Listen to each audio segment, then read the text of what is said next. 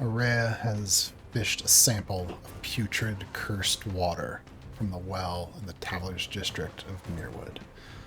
But as she raised the bucket, dipped her water skin into the putrid depths, the pile of what seemed to be discarded plates of armor, shields, and weapons in front of the blacksmithy has begun to jostle and come to life. You've seen from beneath it writhing flesh, like a snail peeking out from its shell, gripping onto weapons, pulling them closer, as though one enormous creature had stood up clumsily in the approximation of some humanoid beast. I freeze my... There's a squealing wail from the creature, and you start to hear shuffling sounds from some of the buildings around. And the door is knocked open. Zombie stumbles out. Even if you don't end up doing anything, you just end up hiding or what, some not. Everybody please roll initiative. Okay, now we're in combat. Didn't happen until you got here, so... Probably the other player's fault. I just wasted my good roll. Oh my gosh. Well, it's probably just fine. You're so fast.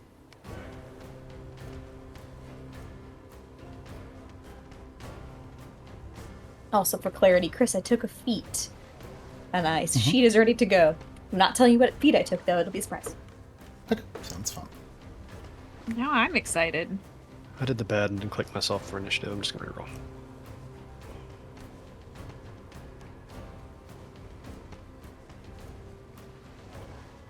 I'm pretty sure the rule is that at least one of us has to forget every time. Yeah. But of all the times, like, I felt like I rolled well. I was like, oh, I got above 10. This is great for me. Everybody else is, like, well above 17. What the heck? I think I did too. Have all you guys initiativized? Anyway, let me change it back to the first roll. Sal got exactly the same. It was meant to be. It was, but then it gave me the same message that I wanted to send the result, but no valid token was selected. No, Sal, you're valid. Yeah, Oh. don't let them sass you. But I don't see myself. You're in the middle with me.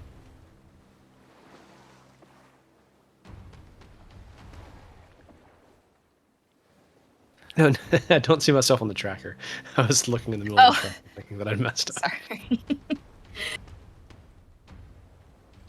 Actually, I don't see you on the tracker either.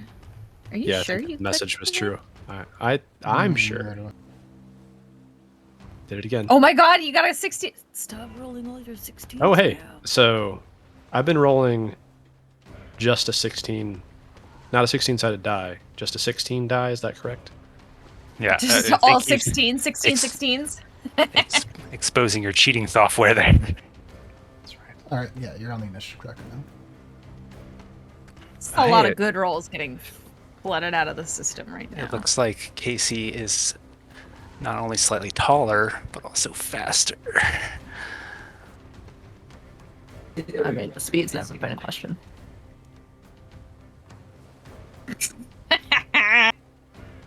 So this creature did have a surprise round because it was not wounded. And so it comes, parts of it come like tumbling forward, rolling forward from the blacksmithy.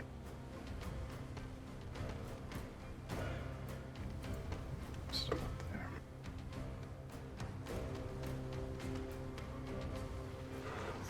So pretty good with the sheet.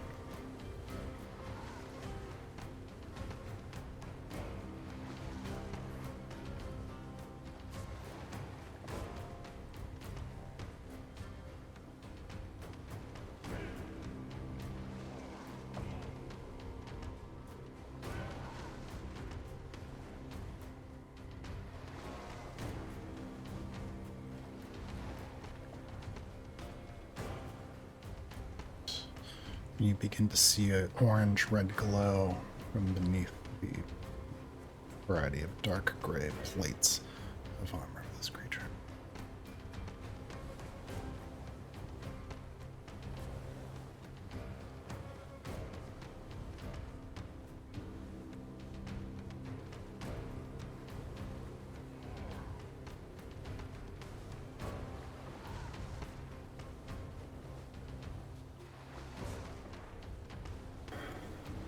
Kibeth, just up the street, you hear a wailing, screaming sound echoing through the streets. You hear the groans of zombie townsfolk all around.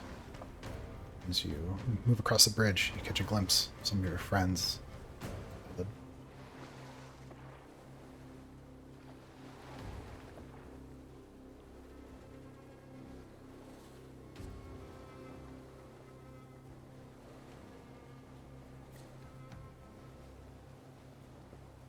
Let's see. I'm going to see my friends and run up to them and be in the presses going, and she'll move up the alleyway. Can I assume I can see the creature, and she's gonna like eyes open go, oh shit. And then she's like, are we going? And she'll take out she'll unsheath her hammer from behind her back. She'll say, can I see Araya and Sal in the middle of town? We are invisible. Okay. Let's see. I didn't actually measure how far I went.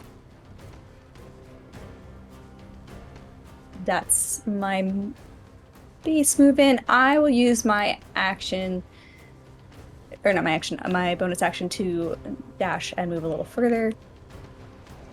And I'll say, don't worry, I'll make sure it won't come after you. And I'll move. Much to your surprise, out of nowhere, Kibeth comes pouring out of an alley. Haven't seen her in days. How'd you get here? I'm just real fast. Yeah, so I used my bonus action to dash, and I still have my reaction and action, so I will be there waiting for something to happen, and I'll not expect anybody to answer this. Say, where's Sal and Araya? And I'll turn to the group. And that'll be my turn. And that was actually your surprise round for your natural 20, so you get another turn. Oh. Badass. Nice. Well, I only get to hold one action, so I guess I'll just hold my turn and wait for something to happen. That's good. The door on the left bursts open, and undead townsfolk comes lumbering out, arms outstretched. Hungry for brains? Maybe.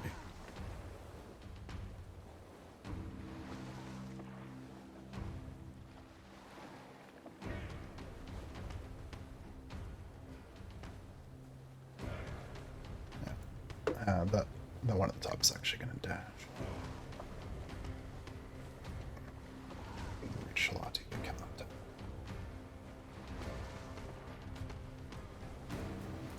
You hear more movement, lumbering, shuffling from the alley down south of you.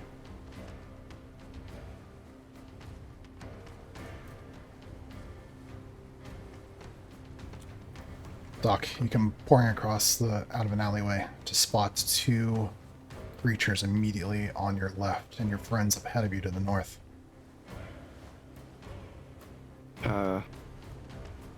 Yeah. She looks at the things that are like stumbling towards, and where friends are. Oh, what would you do? She's gonna run. She's gonna run real fast. She's trying to keep up with Kibeth as best she can. She's got a little bit more spring in her step than usual, but I don't think she stands a snowball's chance in hell of actually getting too far. But yeah, actually she does. She makes it to her friends. Look at that. She goes and runs sort of up here towards the middle of where the friends are, between these front people. She's gasping a little bit for air from having sprinted down the alley. She says, "There's a undead thing." And then she sees the one stumbling towards Shalati and realizes that there's no... they already know. So, yeah, she's just gonna use her bonus action and have that zombie near Shalati have it make a strength saving throw. Strength Saving throw from the undead townsfolk. It's lumbering towards Shalani.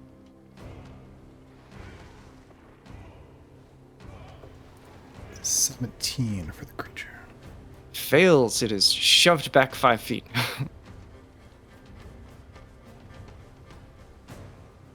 All right.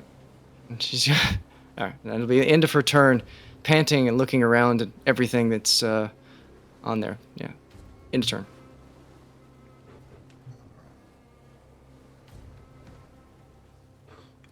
As McClockright, you too come pouring out from the alley.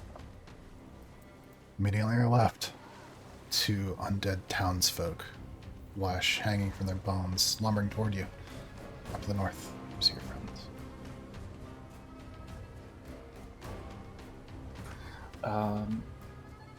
Okay, yeah.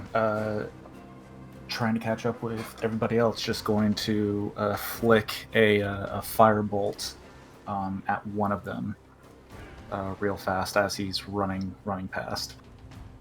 Which one?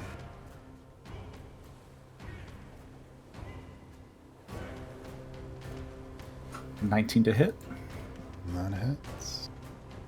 That'll be 10 fire damage to, let's say, the one on top.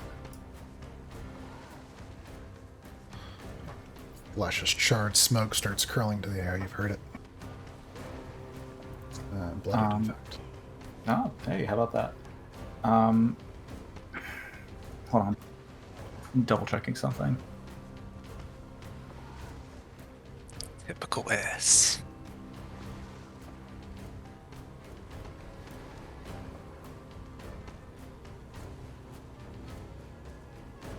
No, we'll go ahead and just keep them on me. I'm going to run my full movement 35 feet to catch up with everybody, and Typhon stays basically same position as me. And that'll be my turn. I'm just going to move my character.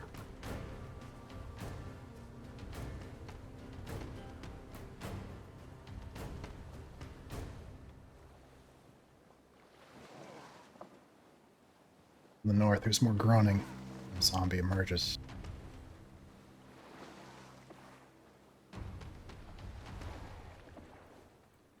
Salinger. You can feel the ground rumbling as the creature is roared to life. Tumbling across the ground, almost rolling, but using the shields to pull itself. Wait, there's a boot. Is it walking or is it crawling? It's hard to tell. That's definitely coming towards the well. Or is it hard to tell based on how it moves, what direction it's going? It's a little hard to tell what its intentions are. It hasn't moved directly towards you, but it is coming in your, like, in that general direction. Okay. So he's still invisible, so in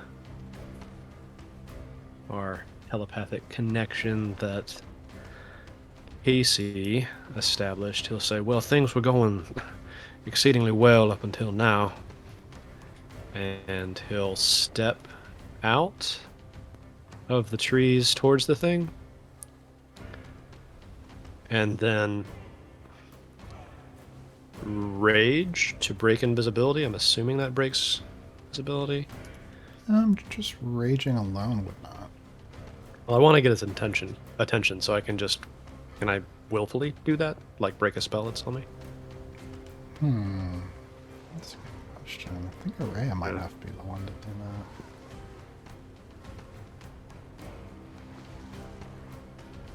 What if you slapped her really lightly? Well, I could just like... Smack my butt. I have an idea, because an attack breaks it. So what he'll do is he'll walk towards the creature and then taking the ethereal longsword that he manifested earlier when those very unfriendly zombie dogs were handily dispatched by Casey and Shalati, he'll stab it in the ground, then appear and say to this big creature, hopefully you have no ill intentions, because certainly this isn't a state that you put yourself in on purpose, but you're going to have to go through me to get to them, or that will. And then I'll just be done for the turn. I couldn't quite tell. Did you do something that broke your invisibility? I attacked the ground with the sword. Just stabbed it into the dirt. It's an attack, right? That breaks invis? Oh, Yeah, okay. we'll make it, I thought it'd be sufficiently dramatic. I didn't want to attack myself or Araya. No, Yeah, so- I no, don't you're- want to get stuck in the technicality. I think the intention is fine. That is a good question, though. If someone casts invisibility on you, can you drop it from yourself? That's an interesting question. Because what are the repercussions for other spells? Yeah, I don't know. All right. If I wanted to make it super easy, I could just go straight into an attack on the thing by using Zephyr Strike. If the technicality is something we just want to avoid entirely. I think sort of like doing something so disruptive and speaking to the creature maybe is enough to break it. Okay. He wouldn't hit until it attacked us, so like in character, it made more sense than me just swinging on him. Yeah. But immediately, as soon as you appear, you see several of the helmets on the creature's body swivel toward you, and there's a wailing sound, and erratically you can see the flesh jiggling all underneath from between bits of armor and through some of the visors of the helmets. And it turns its attention toward you. Casey does use his reaction. Sal, you hear in your head, showing yourself first. I admire the boldness. Oh, hey, Doc.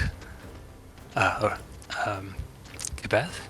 Fancy bumping into you guys here. As with you too? I'm gonna trigger my turn. Araya is... And he points at towards the well. Yes, you can. So you can use a reaction to trigger an action or a movement or a bonus action, your choice. I only get one. Yeah, when you hold your turn, you only get one of those three things. Okay, then I will use my reaction to trigger my action. I guess it doesn't matter. I have multiple things that I could use to dash, so I'm going to basically dash and go over to Sal. But as Casey says this, she nods and she points behind her, and then she goes, "I don't see Araya, but ooh, look, a fight!" And she starts running over, and I'll stand by Sal, and that'll be my turn. All right, that's good. She'll look very menacing at the creature, like, "Yeah, you have to get through us." Right. At the end of Beth's wild action and turn, there's a glow that comes within the creature. I'm just going to use a legendary action.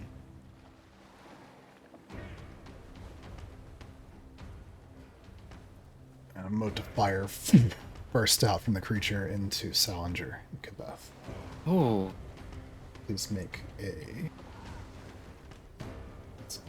What is that? Well, it's a DC 15 dexterity saving throw. It's breaking Brosmith code. Why is he attacking another blacksmith? That's true. Rosesmith.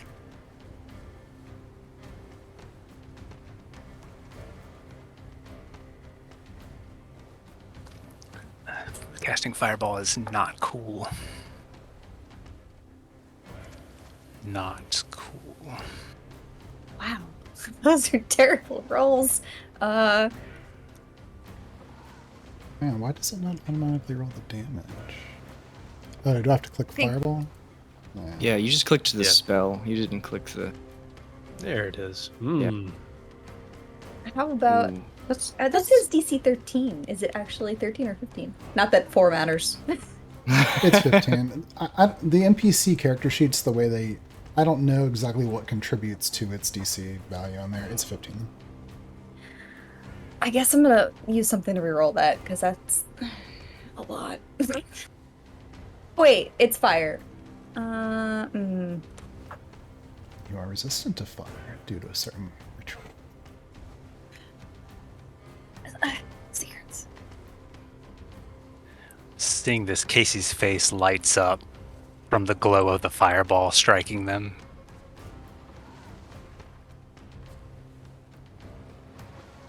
Not be sympathetic to the guy that's trying to kill us just because he uses fire, dude. I'm gonna use a snack point.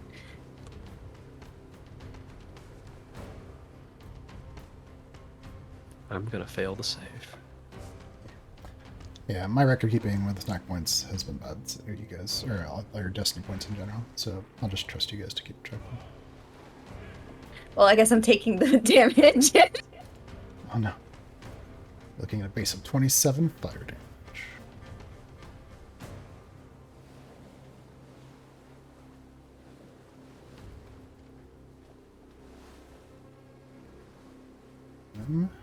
Challenge you already rolled. Okay. Yeah, I took up 27. Chris, it's been weeks since I played, but I didn't have full hit points. Did we have time to heal? Yeah, you would be at full hit points. I was like, oh, I didn't reset the sheet.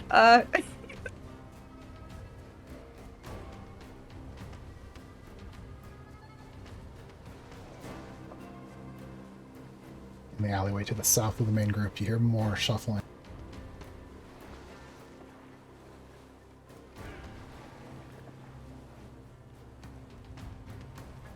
Emerging from an alleyway in the east, another creature. Casey, it's your turn.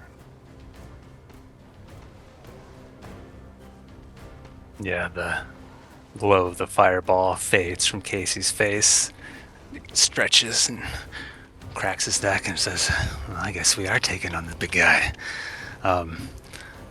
And he snaps once, glances over his shoulder at Shalati and the zombie just passed. Snaps a second time as two balls of energy form in his hand. Doesn't take a step, shifts on his back foot, and launches at the large one. It is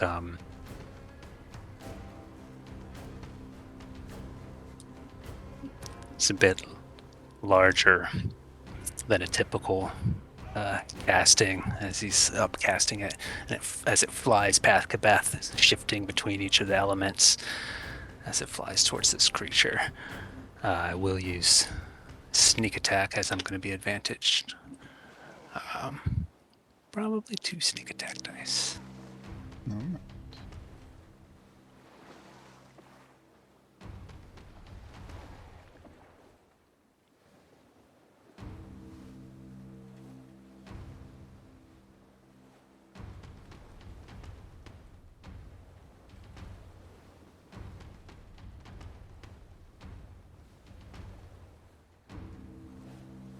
Yeah, as it goes flying past Kabeth, you can see the energy just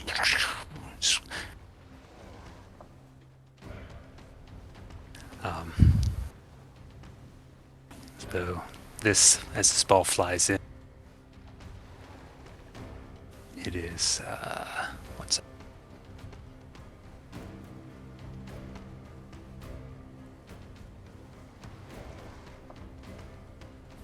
$19 to hit. A 19 plinks off the creature's armor and does not hit. Ooh. Run away! Run away! Run away! You can't have over 19 AC and super high hit points. Yeah, so the Ah. Well, should also be resistant to everything we throw at it.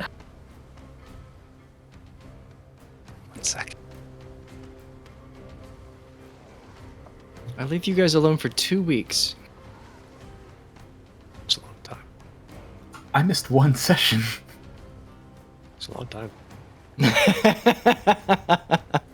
I was 5 minutes late. Let's be fair, one session is sometimes just like 10 seconds. Yeah. So, Chris, the thing is, Hmm? there's a little thing called conflagration. Oh. Casey does not miss. Give it a roll. 20 to hit. 20 hits one of the metal shields and bounces off. Oh, god damn. Casey raises an eyebrow as the energy dissipates across the creature. And he says, things just got interesting. And then with his left hand, without looking, slings it back towards the zombie next to Shalati. This one is just a regular attack. 17 to hit. 17 hits.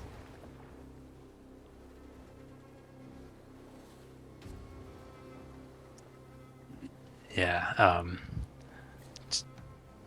it strikes the creature for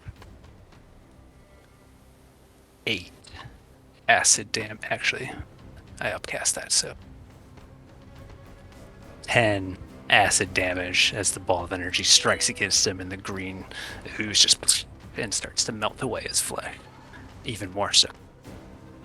One of the arms falls right off onto the ground. You bloody the creature. Hurt bad.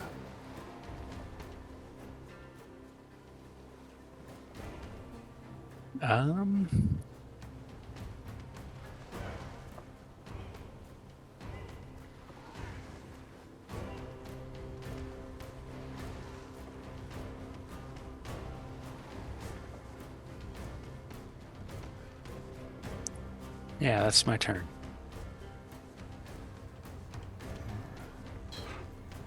At the end of Casey's turn, the creature is going to use a second legendary action.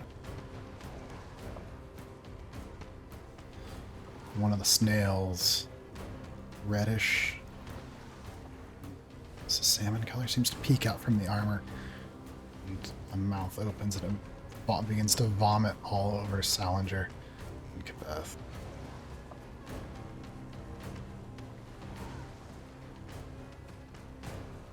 Is this animated armor filled with snails? Yeah, where's snails coming into this? What? Yeah. What? Pretty It's much. full of snails. Actually, I'm not sure I can get both of you. I mean, it could if I drew it in the middle of squares, but I don't want to do that. I need you guys to stop running off and doing stuff. Just stop. Just stop doing anything, really. Should have stayed at home. Never should have left. No pain, no gain. Salinger, even or odd? I've always been odd. Vomits all over you.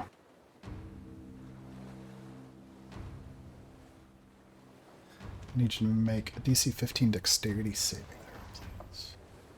I have no choice but to use my reaction to say something. This is never going to come out. Never.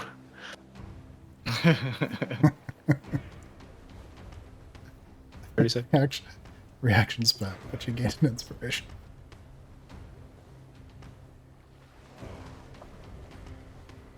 Have before. Please use.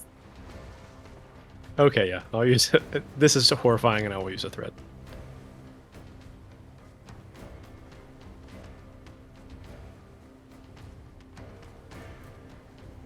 And it works. Oh my god! I Don't live in this now. don't choose that number. At least I it was choose the not natural one. Beneath your nearly pristine boots, slippery vomit gives way. You hit the ground hard.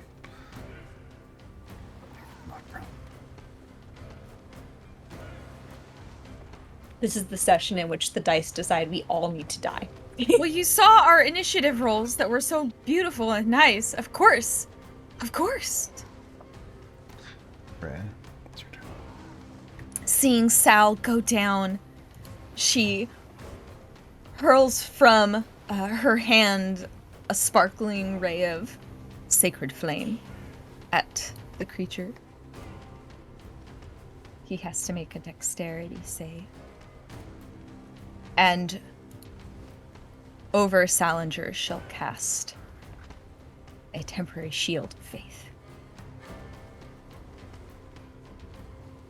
Oh, Damn it! Stupid Natural. dexterity save. Can I use a point to make him re-roll that, please? oh, you could, in fact. Is that what you would like to do? Yes, I would like to spend a point. Please stop rolling well, monster. 14. Yay! Alright. Kind of damage is he looking at? 9 radiant? Yes. Whatever's inside that armor squeals. The creature is not resistant to radiant damage.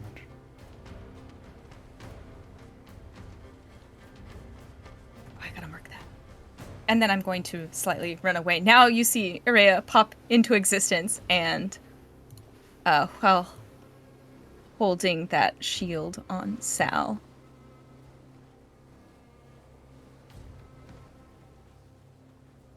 Run away.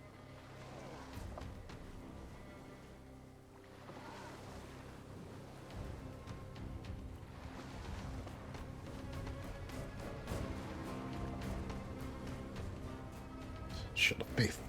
Oh, I gotta go one more square. Anything else in your turn? No, that was absolutely everything.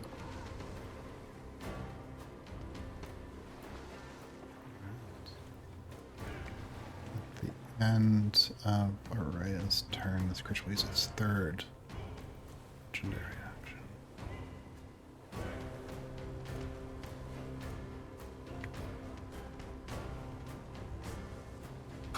I'm not coming out from behind this building. Fuck y'all. Yeah. Good plan, good plan. Gibson, what are you doing? Gibson has come to save us. Snails? Snack? Some of the helmets focus onto.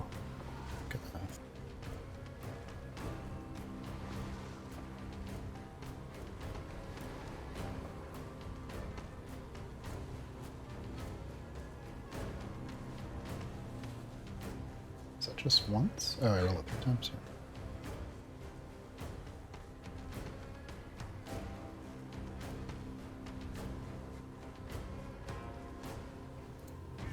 Beams, red fire, flare out at you.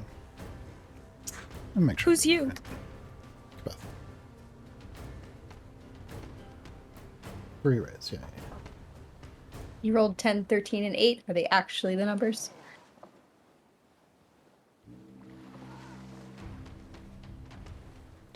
And 8. Add 2 to each of those. None of them hit me. All right. Yep. Fire just hits into your finely crafted armor.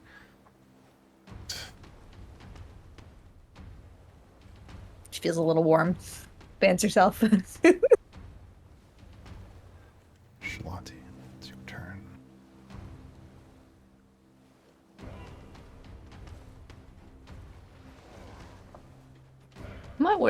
I'm aware there's like others coming from around the buildings and stuff, right? Yeah, you can Even hear if I them can't see them. shuffling. Yeah, you can hear the noises. Okay.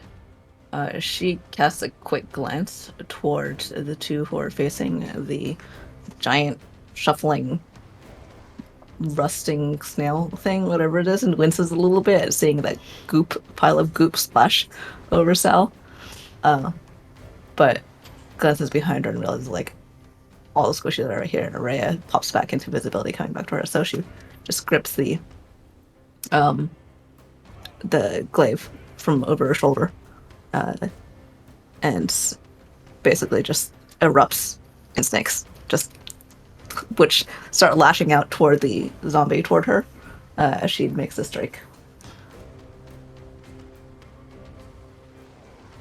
My running towards you falters slightly in like the. Oh, that should also be +2, so 13 slashing.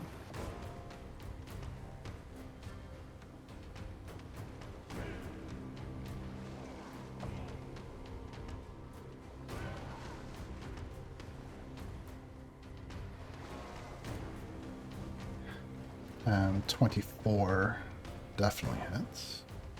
Tell me a story. This one, the arrowing out of one of the serpents of her aura and the strike of her glaive are so swift that they strike at the same moment. It looks as though one of these spectral serpents has just bitten off his head as it goes flying, and the body collapses in a crumbling, rotting goop. She turns around, looks at the thing, looks at everyone else, and says,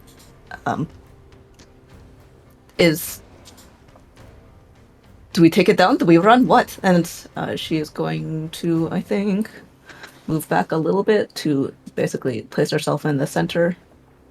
So kind of like here, to be within relatively close range of everyone as much as she can.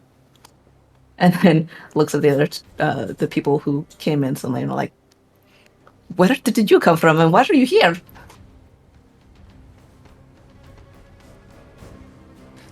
The eternal question: Eskar go or Eskar stay?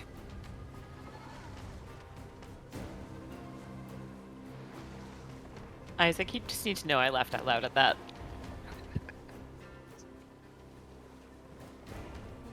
As he should. What are you calling S again? Yeah, let's get in here. That's it for me.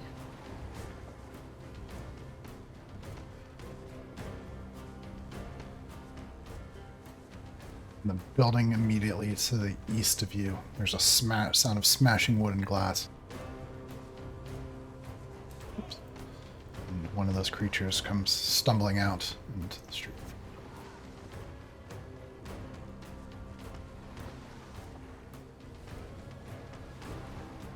I really wish if I clicked on a creature in the turn order, it would just like zip me to it. Up north of the blacksmithy, another creature comes around the corner. An undead townsfolk, I should say. I think Forge does that. It's been a moment since I've used it, though. Why are From they slow zombies? they're shambling. They're shambling. But they're taking the dash action. They got some pep. The building to Araya's west. The door smashes open. Another undead townsfolk.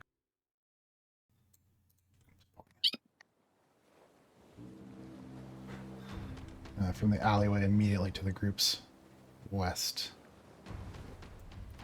Creature. Up the north.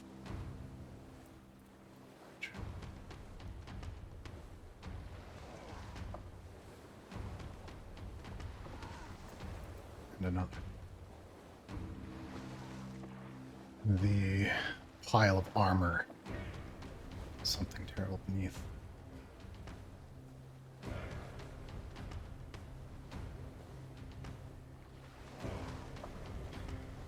Rolls forward. It's supposed to be maybe a step and it kind of straightens up its body. The variety of weapons that seem to be part of its being start lashing out at Quebec and Salinger. Sal, you have +2 to your armor class. Please don't forget. It's at Quebec. The dagger lashes up. It's a 22 hit your armor class. Yes. It's 17 piercing and 8 necrotic damage.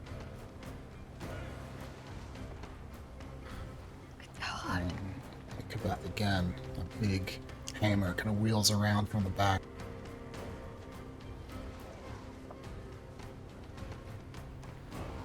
On 11, I'm going to assume does not hit you. Correct. Smashes and sends snow flying.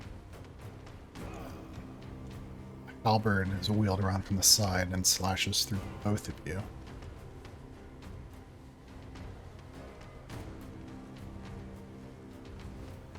Salinger first.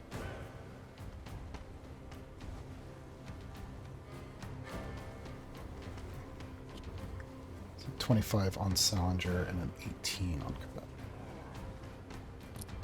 Was bloodied by the last hit. 18 is my armor class. So 22 slashing, 4 necrotic, and 15 slashing, 9 necrotic for Salinger. Gotcha. So I'll take half the slashing resistant from rage. Sorry, and I have 26 damage total. Yes, assuming that you're not resistant to either. I don't think so. I'm pretty sure not. The creature is going to use its bonus action to lash out with some spiky hooks. I need you to make a strength or dexterity, or sorry, acrobatics or athletics ability check. Also, do we need to calculate bloody damage on me as well from that last hit? Yeah, additional 3 damage.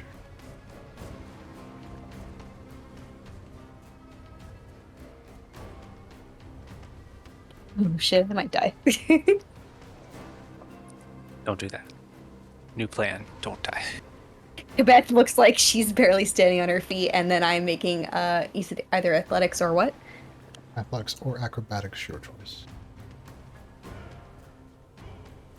One moment.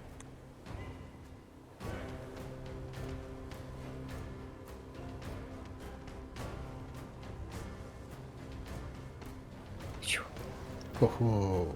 Managed to dodge out of the way as those hooks reach out to grab onto you. Not grab. The creature's legendary actions will refresh at the end of its turn.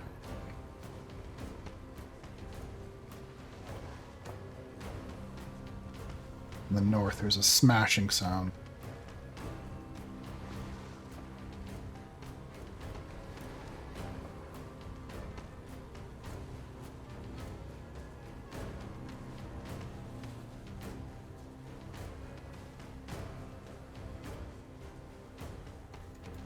The game, I've tried to figure out where the zombie is.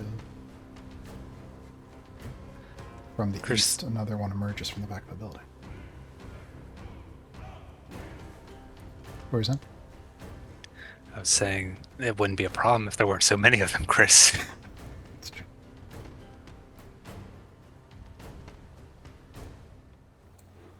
From the north, another. Okay, Beth, it's your turn. Okay. I'm definitely gonna heal myself. Let me think this real quick.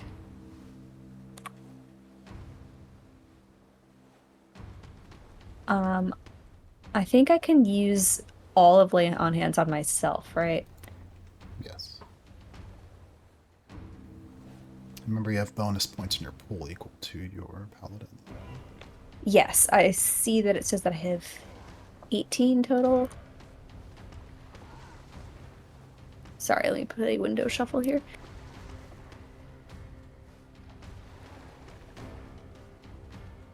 Oh, I have more now. Okay, so if Roll20 says, not Roll20, if D&D Beyond says I should have 20, we add it, and then it was equal to what your level of the healer, so paladin, so it should be 24. Yeah, sounds good. Okay, so I'm going to use my action to heal myself with Lay on Hands. So Kabeth looks really, really bad. She sort of, you see her hands start to glow like metal being heated by a fire, and she kind of reaches and touches her own chest, and that warmth and light spreads into her. She kind of takes a deep breath, and she looks a little better. And then she's going to look at Sal and be like, gotta run! And she runs to Aurea, because I can easily move to you. And you see her kind of like grab your shoulder, and she's like, Oop. What? Oh. Are you attacking me as I leave? No. I was just, I was putting that text up there. I forgot to do that earlier, I think. But just as a reminder, the creature's like glowing with fire. Lovely. Yeah, she reaches Aurea, she grabs your shoulder, and she's like, help! And she doesn't look so good still. No longer quite as dead. Let me see if I pass bloodied. What did I get? No, still bloodied.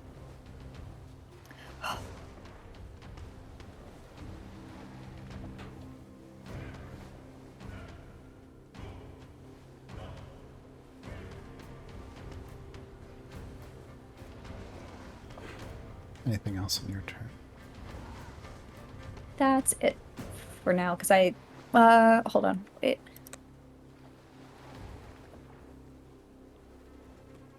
Oh, I only used my regular movement. I used my action. I still have a bonus action.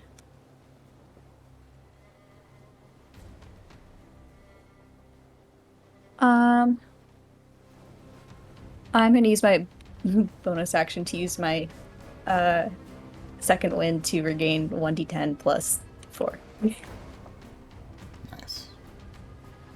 Oh no.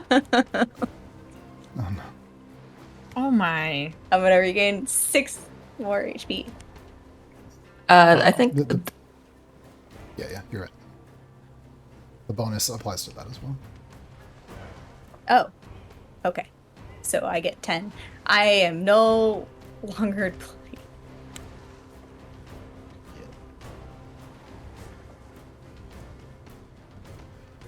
At the end of Beth's turn, the creature can use legendary action.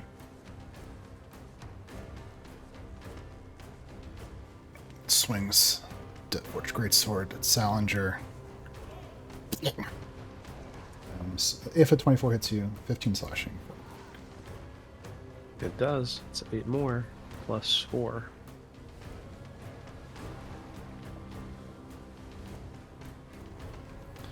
Please make a DC, an advantaged DC 15 strength saving throw. An advantage stacks because I have advantage from rage as well. Yes. Okay. Sal was bloodied with that one. Should that attack shouldn't have? If that was a melee attack and Salinger's prone, that should be at disadvantage, right? I think it's advantage, which is why he keeps hitting me. he's not within 5 feet, though. You have to be within 5 feet of a prone enemy. Oh, interesting. It's a weird thing. Even if you have reach, you're still actually at a disadvantage with reach. If that's the case, both 18s would have missed me. Ooh. Because a Shield of Faith gave me just enough to be missed by 18. Okay. Yes. Well, we have the damage there. Then heal up that amount of damage. You should. Okay. Yeah. Did not know that. Okay. Not bloody. So Yet. it scrapes along the snow, sends bits of rock and the cobblestone under the snow flying, and just barely missing you. You see maybe a glint of light for just a moment. Did something protect you?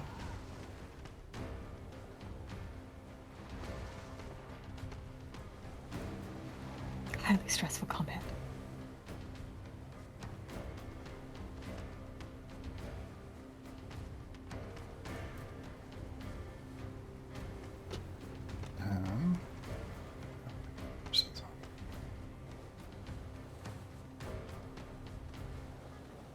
Oh, they're the ones that are south, very south, closest to Esmond. Aha.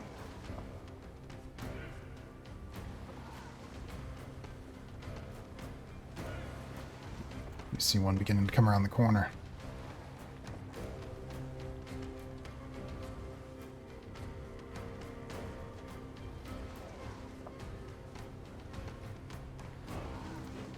Second one coming around the corner. Doc, you're up. Oh no. All right. All right, watching people take damage, she goes sprinting forward. It's right to about here. And then she's going to throw some health into a couple of people. She waves her hands, and as she's been sprinting forward, small amounts of illumination, sort of in streaks, and flints and glints inside of her, until she waves her hand in the direction first, spraying onto Kabeth, and then first onto Salinger, and then, wait, I'm sorry, who is anyone bloodied? Neither of us are bloody anymore. Glancing around, no one looks bloodied. Okay, yeah, in that case, onto Salinger, and then pulling it back, and then throwing the rest into Kabeth. I'll let you know what you heal for in a second. It is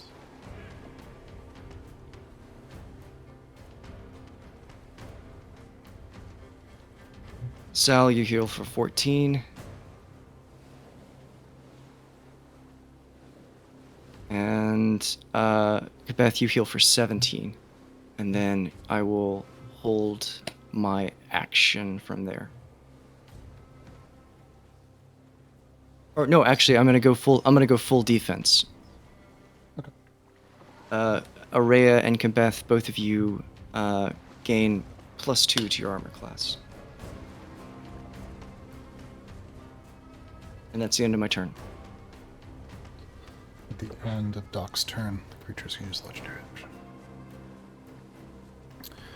There's a mote of red that flashes out and goes right over Salinger into Araya, Kebeth, and Doc. Please make a DC 15 dexterity saving throw. Do you do anything special if you've got full defense? You have advantage on that. All right. Wait, do we get defense with you or just? You get a +2 to your armor class, but I don't No, think it it's helps. I'm resistant to fire, so that's at least something. That helps. But also, it pisses me off and I get to do something back to it. Are you resistant because you're from hell? Shh. All right. As a reaction, though, to its thingy, I get to cast Hellish Rebuke at the highest level. And make sure that's not just It an is a attack, reaction in which you take in response to being damaged by a creature within 60 feet, and it is. Yeah? Awesome.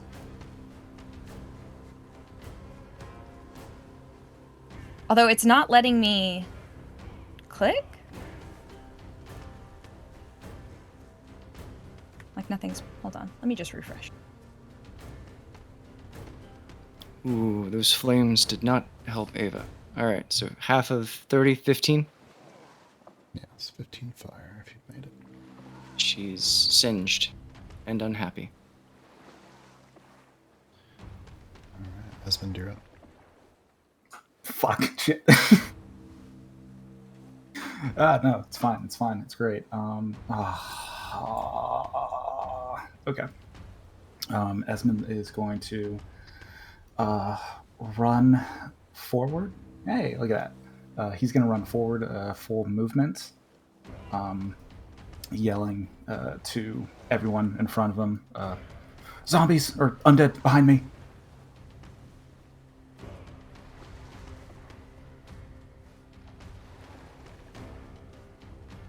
Can I have the art? I can't click it because I think I'm out of turn, but this is a reaction. Can he roll a dex save? Yes, rolling it.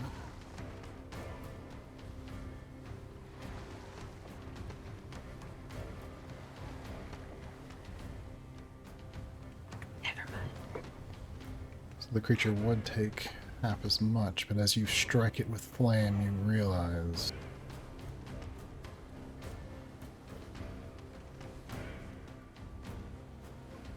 it is immune to fire. This is a witch hunt. Immune. But I like fire.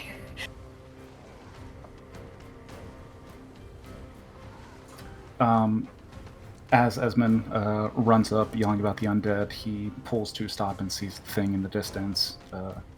Salinger on the ground, Kebeth looking, or that whole group further ahead looking singed. Knowing that there's more undead coming, he's just going to yell at full volume, get everyone's attention. We all have to get out of here now. This is not a fight worth risking ourselves over. And he's going to, all right, he's going to reach elbow deep into his satchel, and he's going to pull out what appears to be a block of wood that immediately begins to unfold and click as the gears in it begin to whir to life. He throws his wand into the stock of it, and he takes a knee and takes aiming down sights as he reaches into his satchel, pulls out a small casing, pops action lever of this handmade clockwork rifle open, loads the, or I'm sorry, it's already loaded actually, but takes a knee, takes aim, and fires with the maelstrom rifle.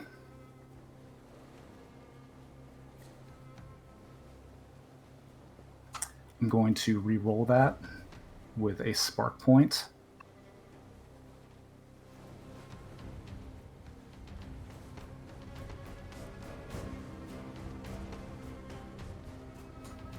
Yep, so There's a boom that shakes the windows, and the bullet sparks off of one of the thick iron shields.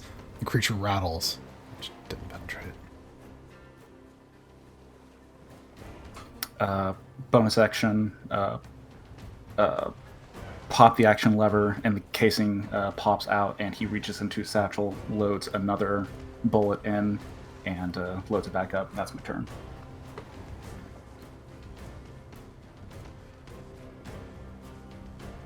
The end of Esmond's turn. Creatures can use a second legendary action.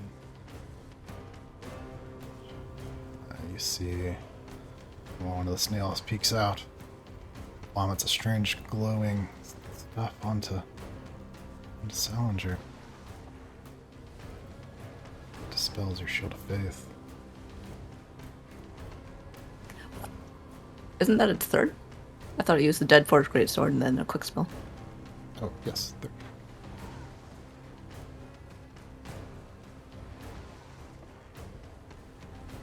Yeah, you feel yourself lose concentration.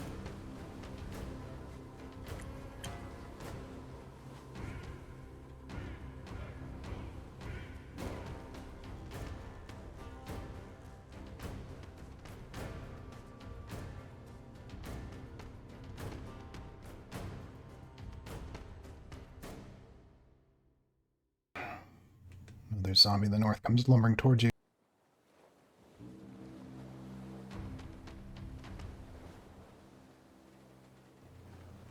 Salinger, it's your turn. You're already prone when you begin your turn, so you don't have to roll. Gotcha. So, Sal kind of does a roll over to his side out of the mess of grease, making unintelligible kind of grumbling sounds.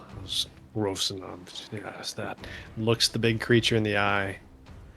Eyes where eyes should be, at the many helmets on top of it. I was rude, disgusting, and dishonorable. As I hear you, y'all start running, I'll be right behind. And then Poppy is going to see one of the zombies with my bonus action dart over and attack. I think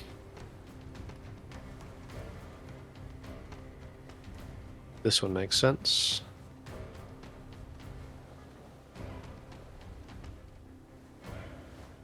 So moving at not quite Kebeth speeds, but still ridiculously fast. Poppy jumps up and claws at this creature.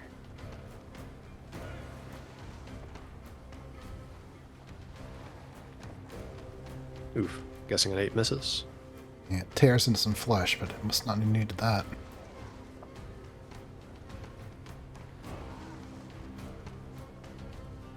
And Sal's just going to take the dodge action, but use an ability. Saying, I think they can get away before you can take me down. I'll link the action.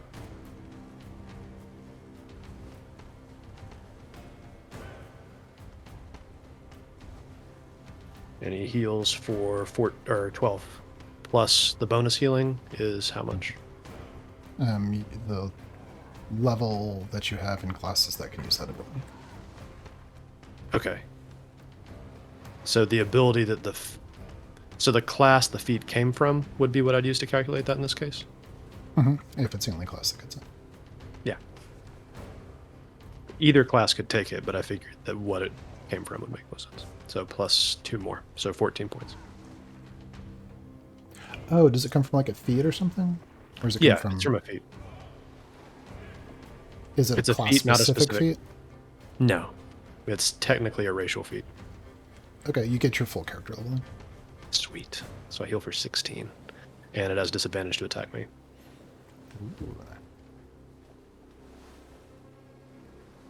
Visually, these silhouettes of like smoky gray swirl around him, and his wounds start to heal. And a little bit of that disgusting goo starts to magically clean off of his clothes.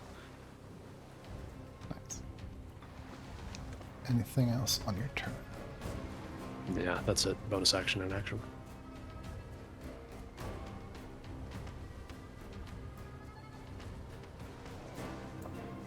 Another zombie emerges in the south.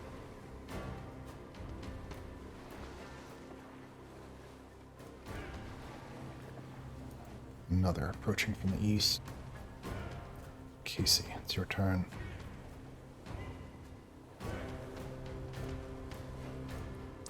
Casey, seeing the chaos unfold around him, responds to Salinger. You hear in your head, "Get away. We're not going anywhere." He cracks his neck, snaps his fingers twice again as balls of chaos appear in each hand as he wins this spell. They're larger than normal as he's upcasting it. And he turns to Ez, nods, and says, and then unleashes hell at the creature in front of Salinger. Will be sneak attack, 2 sneak attack if it hits.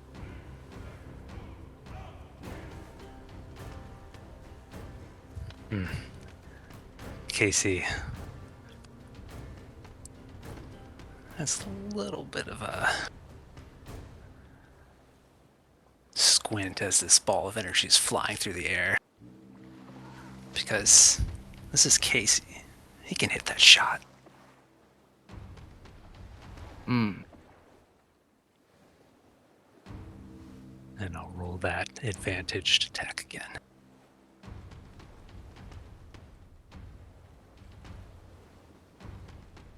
$21 to hit. So 21. That bolt of magic hits one of the plates of armor and bounces off. What is going on?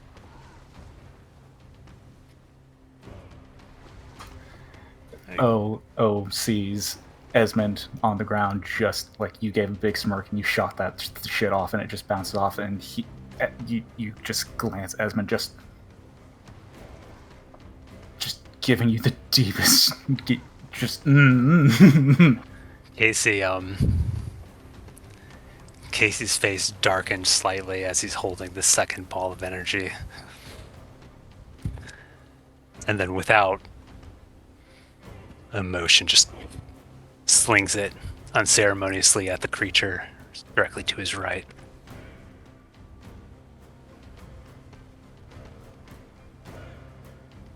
$23. Of course it does. This is fire damage.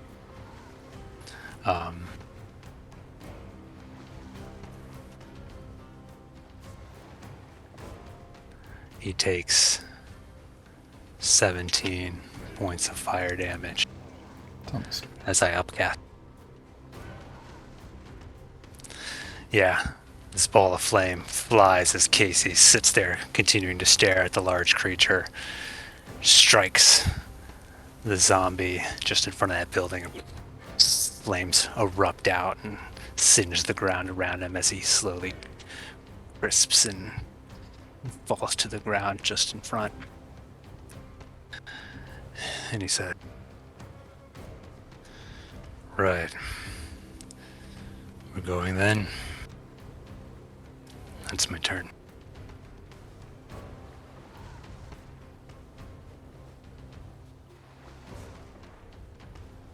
Choices. One more time, she's going to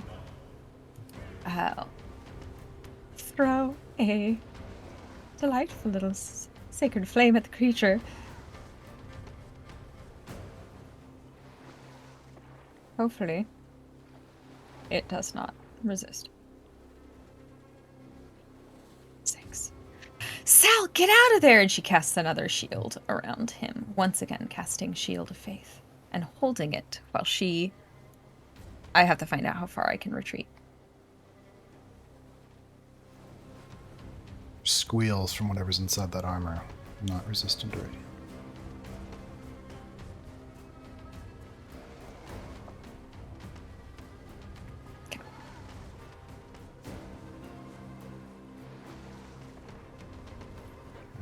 Anything else in your turn? No, I just am moving slowly, but seemingly can't leave Sal behind at all. Charlotte, your turn.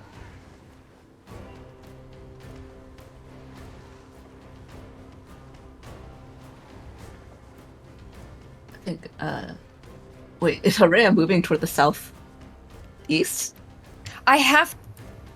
It looks like I can't leave Sal too far behind. Right? Like, you have to stay within 60 feet of me for me to maintain the concentration. On the- what? On the shield. It got dispelled. Oh, no, I just cast it again. Oh.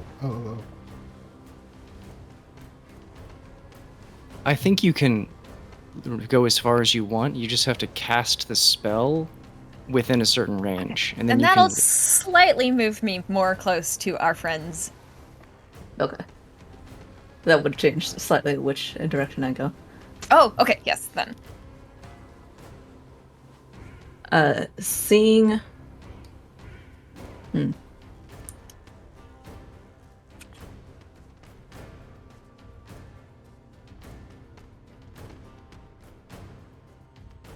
Does Kibeth look okay now? Yeah, she's not 100% better, but definitely looks like she's ready to fight again. Okay. She's going to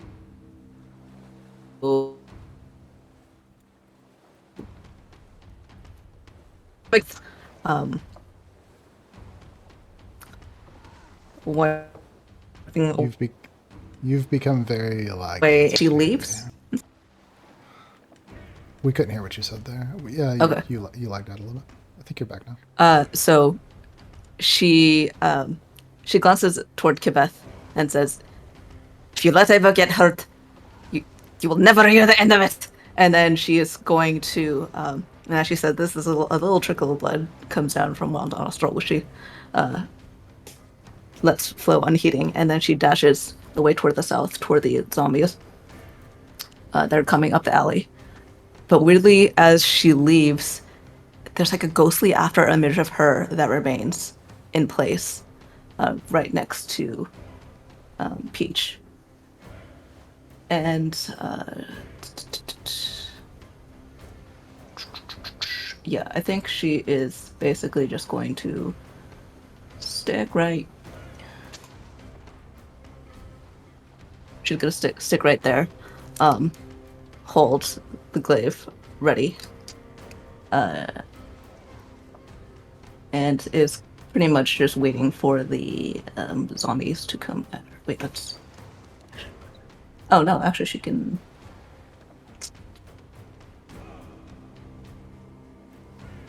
While you're deciding, you know what? I just realized, Peach, I didn't roll you into initiative. Are you here? I am here, but I didn't know if I kind of entered literally mid-combat and then didn't know if I was even present in the scene until Shalati mentioned me just then. But I didn't want to step on anyone's toes, so I figured I would just, cower.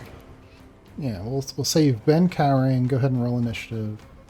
And take a turn right after Shalati. All right, cool, thank you. Could I get a quick kind of summary as to what I'm seeing in this battlefield? Because I only have, mind's eye right now. I don't have Roll20 going. There's a big robot made of snails that no one has been able to hurt whatsoever. And I've heard it twice. So in that case, Chris, why don't we just do that I can, I don't know, she'll continue to cower. Everybody can protect Peach, and I will just listen along because I don't have Roll20 working easily. I'd much rather watch Well, along and listen along. even if you don't do something like contributing to full effect or something like that, you can at least like you could like bardic inspiration people and stuff like that. So, like, if you want to do that, Yeah, I just wouldn't. I'm just not able to use Roll20, so I wouldn't be able to roll any die. okay, yeah, Yes. that's fine. Get in here and step on toes. Stomp the toes. Great. I'm sorry, Kevin. Could you please continue describing what I'm seeing here? Sure. Everyone is in the corner of Mirwood. We are up against an armored thing made up of undead slugs or something that has only been minorly damaged. It has not been touched by O's magic or Esmond's gun. Wait, which so is- all I was hearing about, oh, it's bloodied and tell me a story, Isaac, that was all not the big thing? It was just zombies. Oh no. Yeah, we've been just picking off zombies mainly, and Esmond yelled that everyone needs to retreat, and that kind of seems to be the way that things are kind of heading for some people. Thank you very much for the update.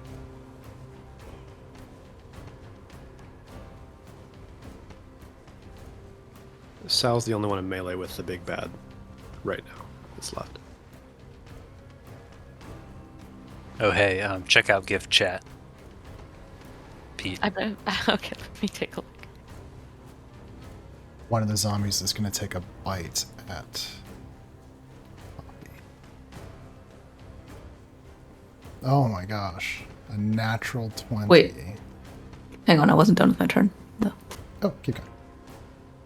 Okay, yeah, I think yeah, okay. So, she moves a little bit south and unfurls the javelin with the chain, hefts it, while with one hand keeping the glaive in the other hand, and is going to throw it. It'll be disadvantaged because it's long range. But she's gonna go for that one bloodied dude.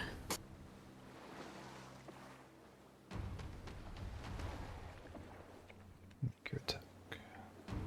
17 hits. Nice. Anyone else? So that is a 10 piercing plus bloody. Tell me a story. This one, just the javelin sticks for a minute into the opposite wall as the chain rattles through, and she doesn't actually. She's doing too many things at once, like yelling at people and getting things out to actually have the time to pull it back.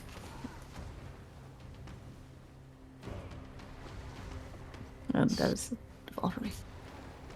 Okay. Yeah, and it looks like Casey is streaming if you're able to watch that on Peach. Oh, that's awesome. Thank you. I'm able to see the picture at least that you posted in gift chat, but I'll see if I can stream. Thanks. Yeah, so the zombie up in the north takes a bite at Poppy, and the teeth seem to latch in. Poppy is looking at 12 points of piercing damage. She screeches. Not bloody, but it obviously hurt really bad. Yeah, and that creature is holding onto Poppy. Poppy is grappled.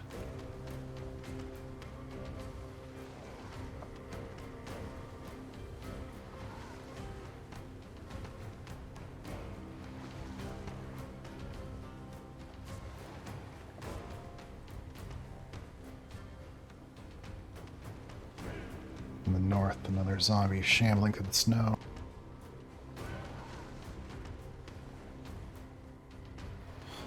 Oh, I skipped you. Peach, go ahead and take a turn. If you want to do something simple, you can just bardic inspiration. Yeah, who, can I just bardic inspiration Shalati because it looks like she's done something to protect me recently?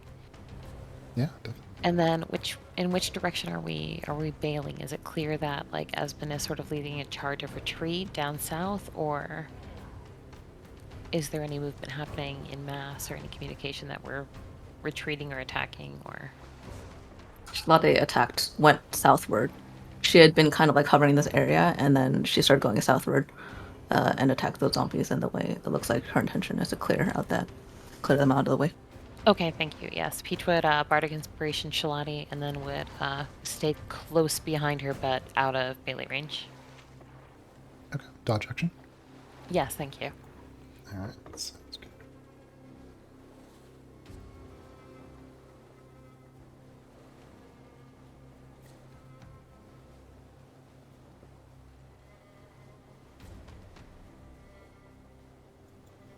North, another zombie shambling down.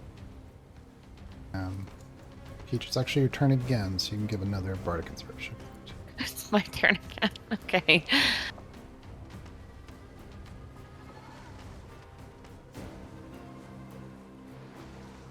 Let's see. Who can even see from here? Casey's close by, so is Esmond. Yeah. Peach will throw Bardic Inspiration to Esmond. You hear her kind of from slightly south say, "We need to go. Let's go." And you feel inspired to go. Oh, somebody agrees with my plan. Oh, I'm inspired. Somebody's listening to me? Oh my god. Oh, is this what attention feels like? Oh, Affirmation?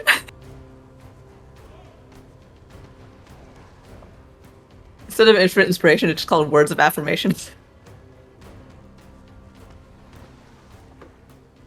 Your plans are valid and really cool. By Salinger, the creature it rolls or it tumbles. It's hard to say. It folds over itself, but then it's standing there just slightly to the south and the east of you.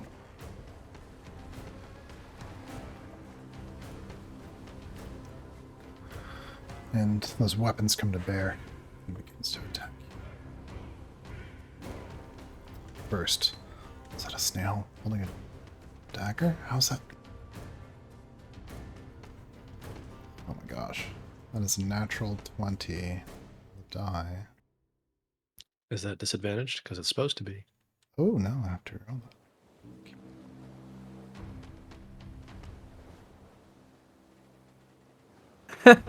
Well, that's still better. Not a natural 20. It hits. Looking at 17 piercing, 4 necrotic. And until you regain any amount of hit points, you'll be affected by 2d6 necrotic damage at the start of each of your turns. Oof.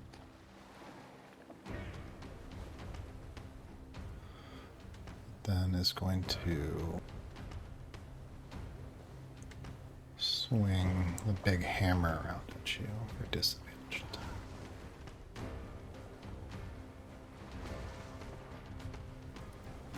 So 14 does not hit you. Just to get out of the way. And then the halberd comes around.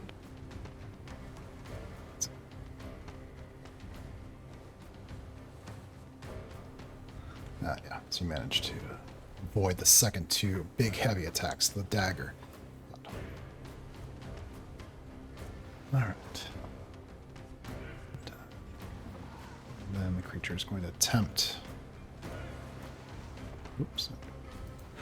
Get you with the spiky hooks.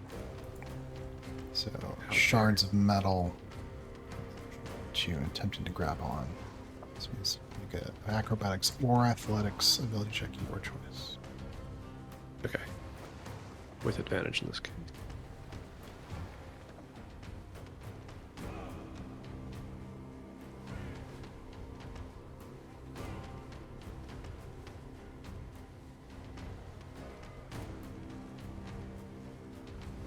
Oof.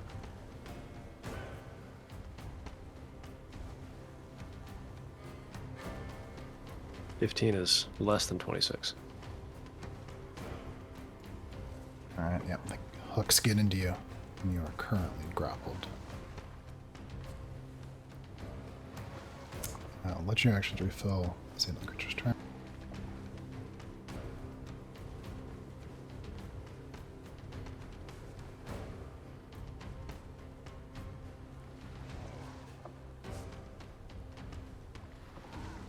Up in the north, there's another smashing sound, and a zombie pours up.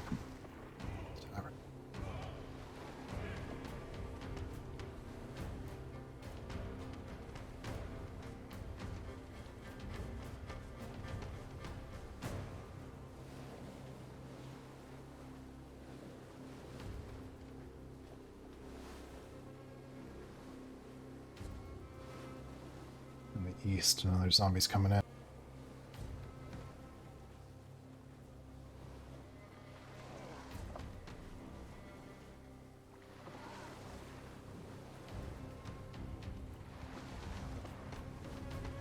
Another in the north. Okay, Beth, it's your turn. I came back just in time. I've been away from keyboard completely. What's happening?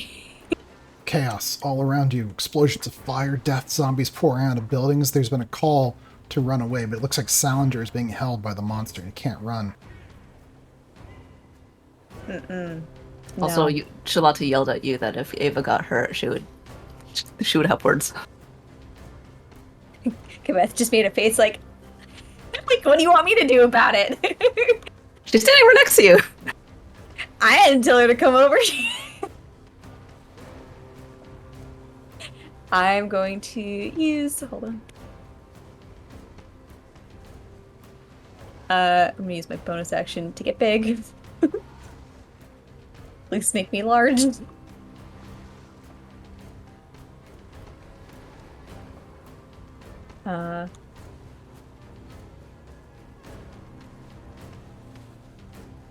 And Sal is being grappled by the spiky hooks. Spiky hooks. I'm going back in.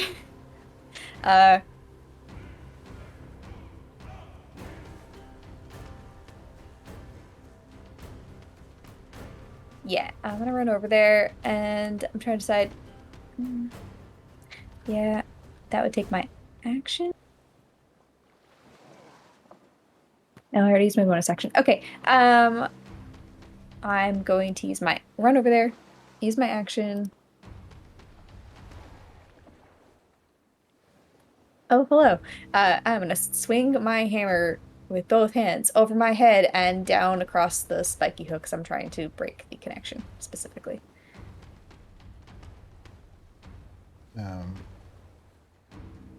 Okay, you could make the... it won't be an attack. You would make the athletics check. You can flavor it like an attack. When I'm big, do I have advantage?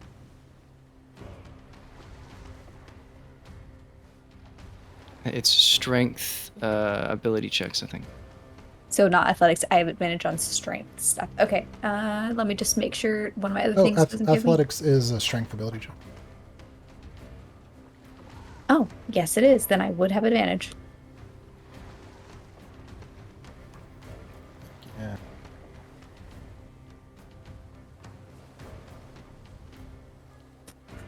That's terrible. Can I reroll Oh, that? no. Is there a Snap mechanism point, by which you snap. would like to reroll it? Snack. Wait, you don't... Yeah, oh, damn, that's terrible. Snack if you want to. Yeah, we're gonna use a snack point. And just help me keep track of your points. All right. Well, you take a 19. Oh wait, I rolled the wrong thing. an Never attack. mind. I rolled an attack. Damn it. Brain connect. Oh, no, it's the same bonus. Okay, there we go. Even better. All right. Tell me, describe it to us as you rip Salinger free. Actually, before I ran away, I turned to Ava and I'm just like, "Don't die!" And then I run over with my hammer and I'm just like, and I bring the hammer down really hard, and the hooks just kind of like snap and bend under the sheer weight of her determination, and she's just going. And she looks at Sal and she's like, "You're free!" And she looks at the thing and she's like, let me make sure there's nothing else I can do. Hold on. Just a reminder, Esmond and Shalati have bardic inspirations.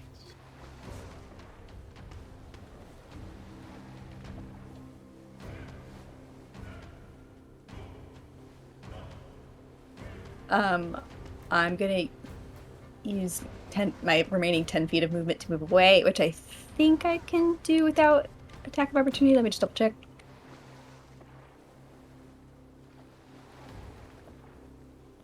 Actually, no, I'm gonna stay within melee range of both Sal and the creature. so that I am prepared to do things. So good. It's on fire, also, right? Yeah, I gotta remember to do that. I'm resistant. It's still Yeah, well, you scary. just have to remember and use that ability when you guys do it.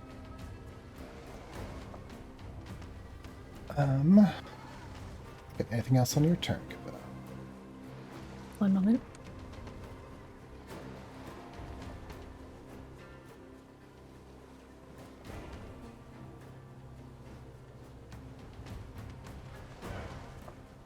I've gained some new things. Bear with me 1 second.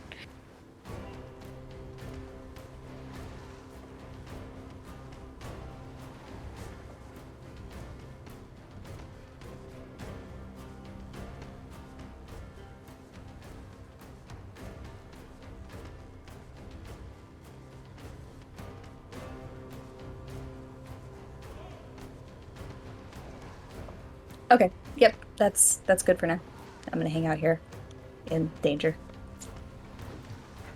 End of Kabeth's turn. Mote of orange light appears and fires out from the snails. Streaks, hitting right between Esmond and Casey.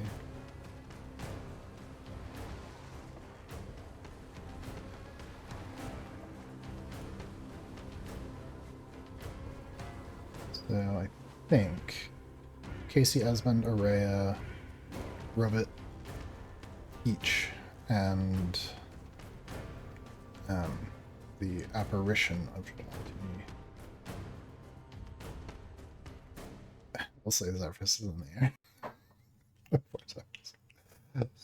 Need to make a DC 15 dexterity saving throw. I can roll for you, Peach, if you need. Thank you. I do need that.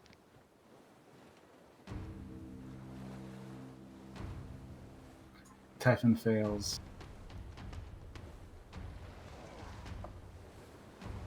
Esmond fails.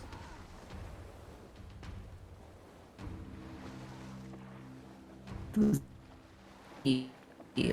ghostly apparition of Shalati's no longer there. Each succeeds and will take half. Casey also succeeds.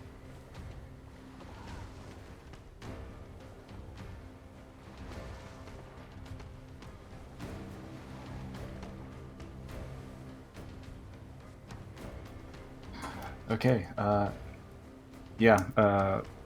Esmond looks real rough, and Typhon is immediately short-circuiting and is basically. Don't you have a bardic inspiration?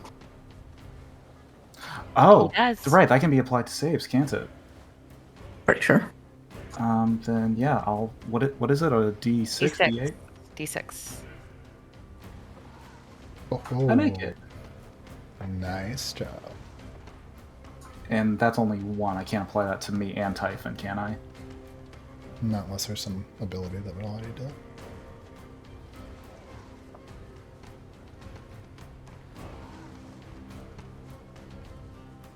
What is that? That's so. What's half of 25? 12? 13? 13.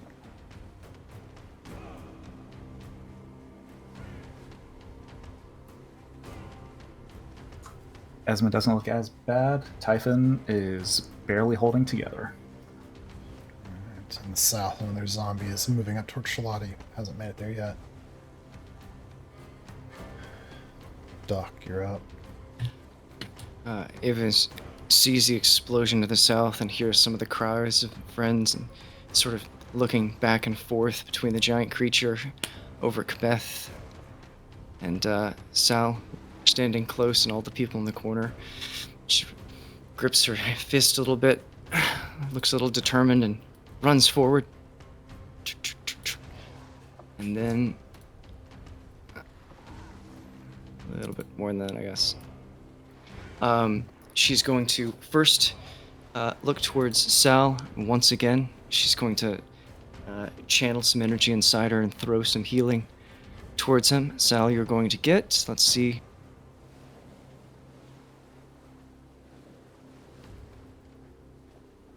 Oof, that's a terrible roll. Yeah, All the terrible zombies roll. cheer. All the zombies cheer. You get 17 points of healing, and then Ava pulls into 15 healing back what the monster had done. And then she looks towards the creature and begins sort of trying to pull some energy. It's weird, and it's all the writhing snails inside of it make it complicated, but she's trying to concentrate. And Chris, have the creature roll a DC 17 dexterity saving throw. Failure. The creature falls prone and will now have disadvantage on the next ability check it makes before the end of its next turn. And she says, "Come on, we gotta get out of here!" And she will end her turn.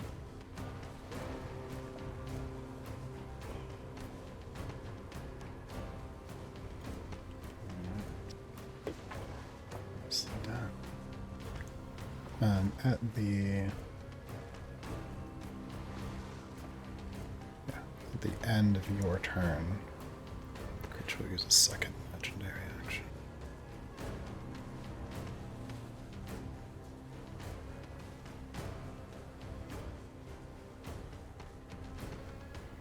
Interesting. When you're prone, is it all attacks are disadvantaged or all melee attacks are disadvantaged? All attacks. Huzzah!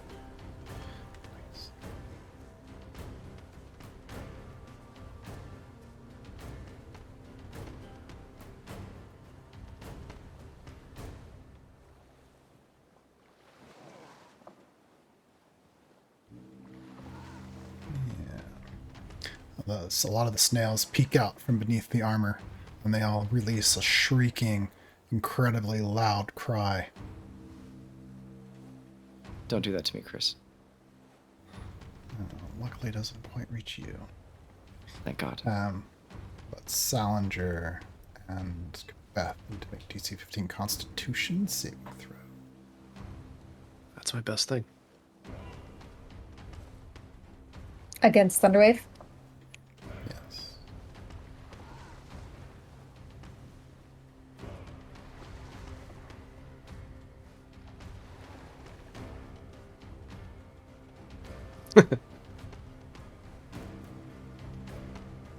I rolled it too. I'm gonna use my badge for Sal. Isn't that kind of what we want, though? Aside from being damaged, but you know. It is just pushing him away. I mean, yeah, it hurts, but Oh, okay. Yeah, never mind. Yeah, I wouldn't waste it. Just All right, totally fair. back in the crease. But the +7 with DC 10. I'm so sorry, but just the idea of Sal getting knocked into the grease continuously for a fight is horrible. So half for damage was no move.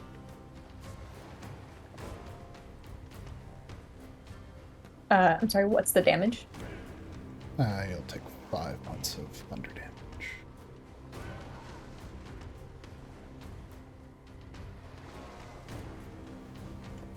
Esmond, your turn.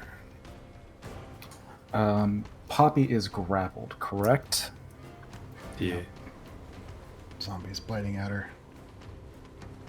Yeah, no more fucking around. Esmond is going to pull his wand from the forestock of his rifle and stow that back into the satchel, and he pulls the wand up and draws a wide circle that glows brighter and brighter above his head. It's wider than the circles that he usually draws, and as it completes, glyphs are going to appear in the center of it that are going to coalesce into several small white motes of light. I'm casting. God, what am I casting? What is it called?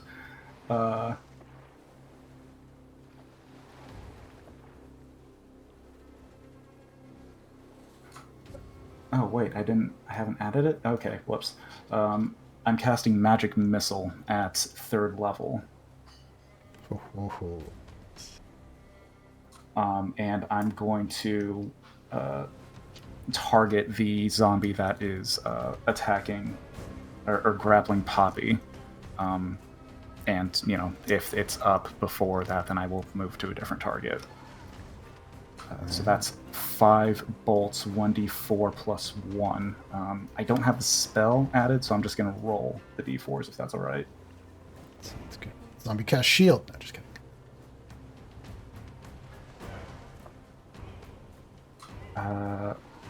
So that's That's a nice roll.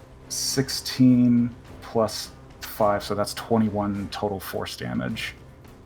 And if it goes down before that, then I would move one of the other motes to another target. On the second mote, or sorry, on the 4th mote, what was the damage? So adding the plus 1, so that's 4 plus 5 is 9, plus 3 is 12, plus 5 is 16. Tell me a story on mote number 4. Yeah, just these motes coalesce and begin to encircle around Esmond's head, and he flicks the wand in that direction, and 4 of the motes just bear into this thing, and just like heavy forces just like puncture and crush its bones, and until the final one knocks it from the jaw up and just takes its head clean off. That's good. I'll let you do it this time, but in the future, you do have to decide the motes before you roll the damage. Oh, okay. Sure. And then in that case, then the last mote will go towards let's say this guy. How much damage? That'll be 4 force damage. And Esmond is going to use his movements to run to the opposing alley so he can still keep line of sight with Doc. But just yell, everyone, we're moving south. Let's get out of here as fast as we can. And bonus action, I will instruct Typhon to repair itself.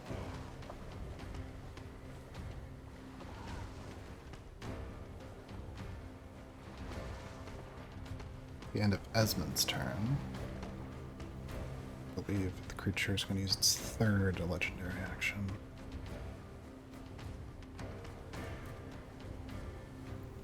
Yeah, from within the armor, searing orange rays fire at Ava for 3 disadvantaged attacks.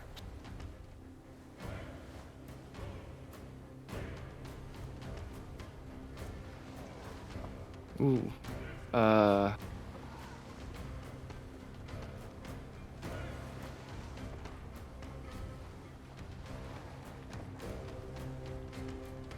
Ooh, okay, not too bad. 18, 13, 14. Yep, Or she's hit by one of them and manages to duck and dodge out of the way of the other. The 3rd seems to just, she gets the shield up just in time to kind of have it splash off. Small bits of flame hold onto the shield for a minute before they singe away, and just leaving a small black mark.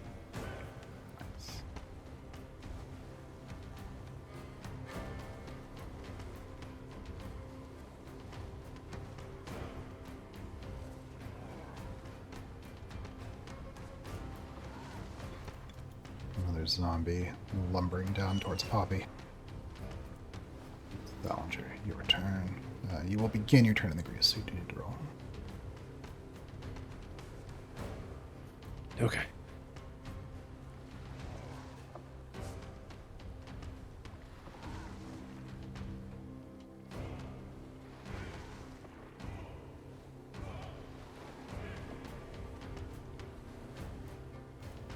Ooh. Oh, nice. I thought you needed So- this time, but have you been rolling advantage on your deck saves? Oh no, I haven't. You're right, I haven't. You could get another natural 20. Yes.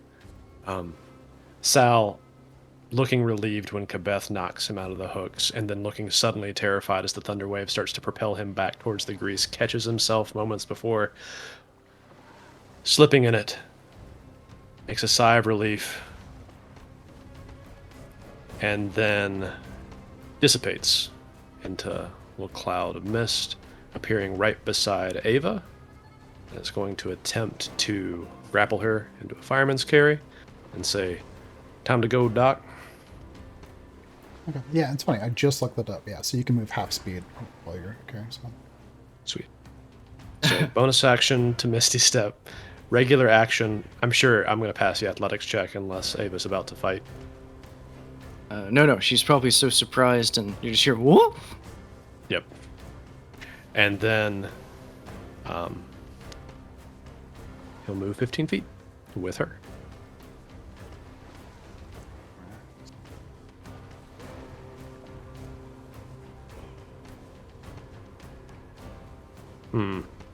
There's one downside to this bonus action. Poppy can only dodge this round. And that's my turn.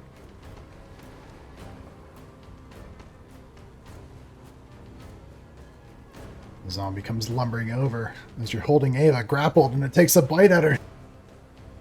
No!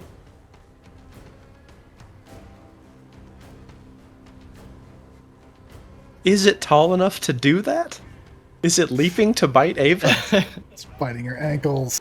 No. Advantaged. Ankle biter. She kicks at it. As you kick it away. That's what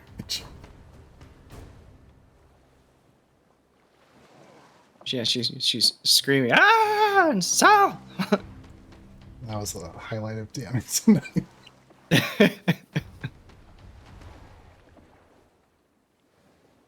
You're just carrying the zombies' meals unintentionally. It's not great. Lunch service.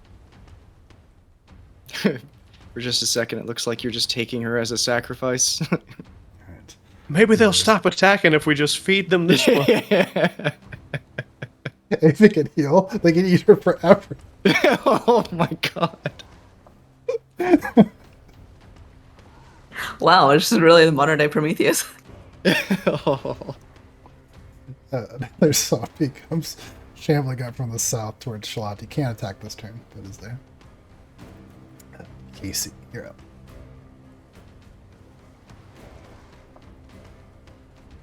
Hey, sorry, I'm actually gonna run. My internet is so bad here. I'm really just, you guys are cutting in and out. Can I catch you all on the recording?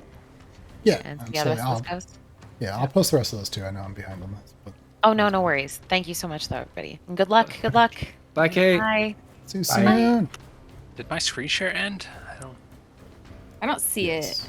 I guess it did. Gone. Whoops. Yeah. What are you doing, Casey? What indeed? Yeah, the fireball strikes within the group of Casey and the others before they disperse, and he kind of flinches back from it, wipes a bit of soot from under his eye. And he says, "Fire? Really?" Snaps his hand, and a ball of energy appears. This time definitive. It's lightning. He's like, "Got an answer for that." Snaps again. Second ball of lightning appears in his hand as he glances over his shoulder at the zombie to his northwest. He says, "Lying on the ground won't save you." Snaps his... Snap. Does not take a step. Hasn't moved the entire battle.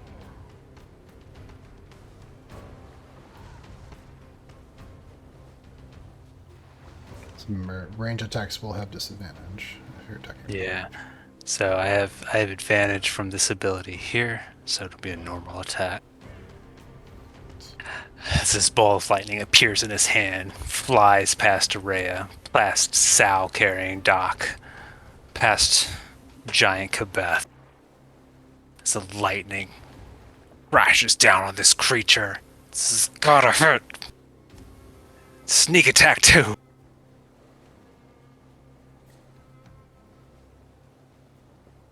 Casey is lucky. Oh my god. All right. Dude, just stop. Yes! 24 hits. 44 hits. Holy shit. Oh my goodness. He takes 19 points plus 8, 27 lightning damage.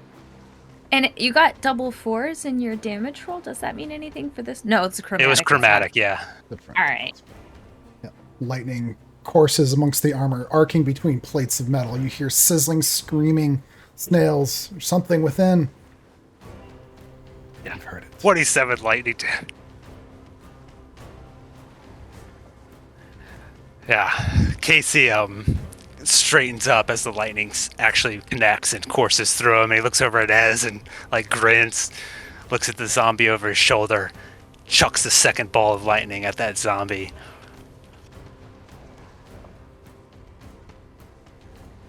I'm assuming that one. Or ping them on your token.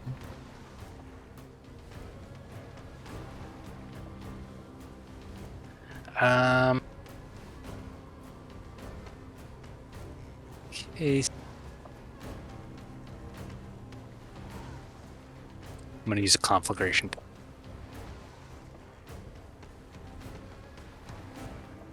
13 to hit? 13 hits. Who are you attacking?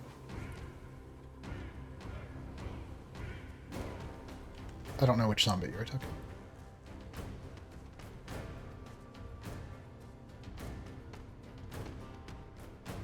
This guy just over my shoulder. Uh-huh. Okay. Tell Yeah. the story.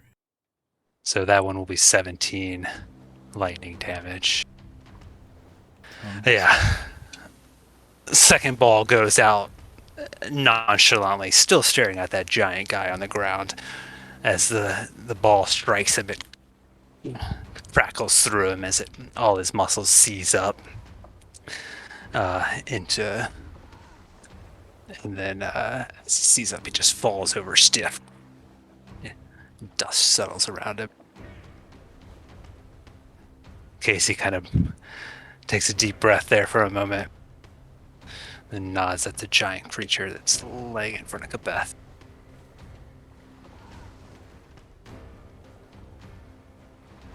That's my turn. Sleep down. Araya, you're up.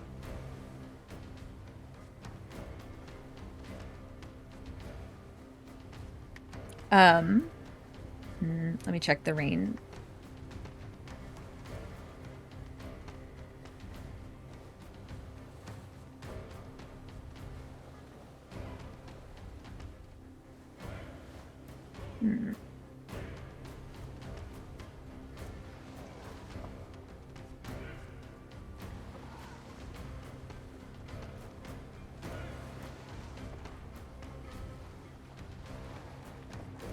All right, I'm gonna run down, and I'm going to pew pew just this nearest zombie that's next to Ez.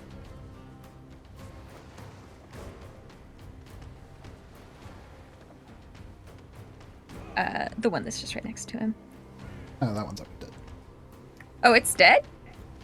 Oh, that's his robot. Oh, okay, then the closest one, which would be yes. Chris is making a joke because they're all dead, technically. They're all oh. It's his robot that's next to Ez. I thought it was a zombie next to Ez. I keep making that mistake too. I should have let you Its attack the character looks robot. like it. Same. Yeah. It is clearly a robot. You guys are being offensive. I wasn't honestly. zoomed in. It's just the same color palette as the undead. It's because he's covered in undead guts. It is a form of camouflage which will help us surely as we escape the city. Robot hasn't done anything today. It's fried currently. It was hit by fire. That's it. Oh, little baby. It's because like the shape is almost the same and it has like the same like head and it's almost the same color. Like it just looks too much like it from a distance. Okay, wow. Well, you know what? Your head is shaped like an undead one. So how about that? Well, that's a feature. Fighting words, roll initiative. I know where you live, Kevin, and I'm coming back there. No! Save throw.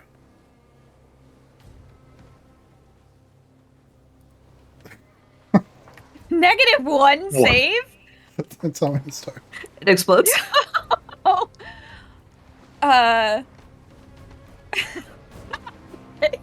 It would 100% explodes.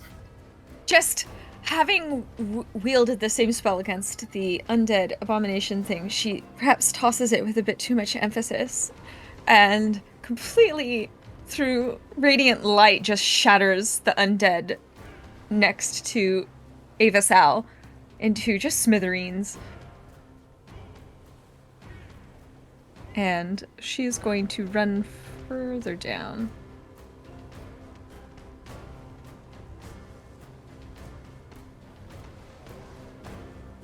Okay.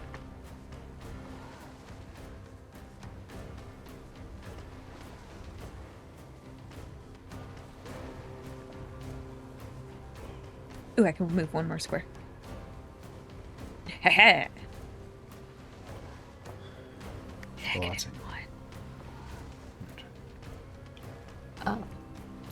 She steps forward a moment, dropping the chain on the hand, or twisting it around her hand, but leaving it be for the moment. And as she steps forward again, there's again that shimmer and that parting from her, but this time it moves independently, going up north briefly. She moves one south, strikes at the one directly to the south with speed and disregarding taking any precautions for herself, so the attacks are going to be reckless. Alright. Well, 14 for 15 slashing to the one to the south. 14 hits. Tell me a story. She moves forward, and I think just for flavor, she misses with the glaive, but then jerks on this chain with the other hand, and it comes spinning back, tripping it, and so that she can do a second stab as it flounders down to the ground. As she moves south, the ghostly apparition of her is left behind, rolls the dagger in his hand, and stabs the other one as well. But that's basically going to just actually be the same thing. Yeah, do you need me to place the apparition? Yes, please. That should be advantage. I'm gonna roll again. Okay.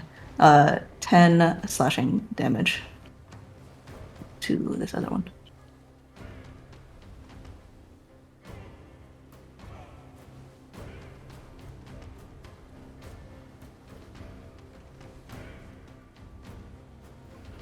And I think that's maybe... actually, no. Having downed the other one, she looks back, sees the apparition of herself, and starts. And then her eyes narrow and then widen. And then she suddenly just grins. And she's... Oh, sorry. Array, roll a perception check. Ooh.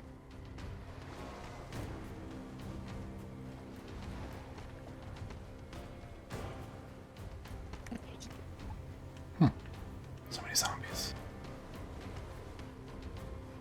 And she's going to skirt around this way. And we'll... Oh, that does actually end up leaving his reach. Yeah, I think she's just gonna leave his reach and move back over here. Takes a bite. Sure. That doesn't hit. Alright. And she calls out to the others. Gathering sight of the plaza once again, and like blinking at these arcs of electricity and like this fireballs and everything that has singed the plaza, and says, but calls out, "The alley is clear. Come on!"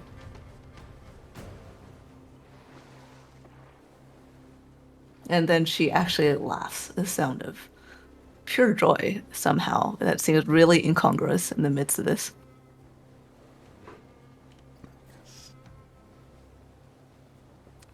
Casey would definitely brighten up upon hearing that.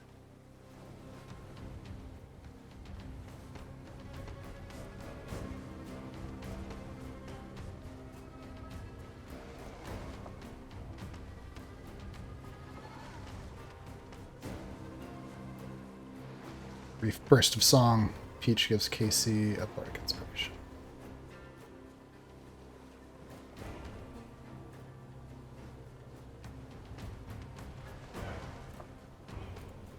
The creature seems to twist on itself, one of the boots getting under and its whole body flipping around. It uses half its movement to get up to its feet. And it starts to bring weapons to bear onto Kabeth.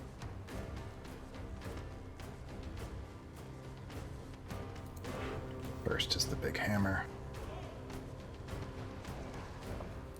About a 14. I don't think it's going to hit Kabeth. Nope. The dagger lashes out at your belly. 24, I assume, won't you? Double check. Make sure I don't have something I'm forgetting. I feel like got 10 different things I have to remember these days.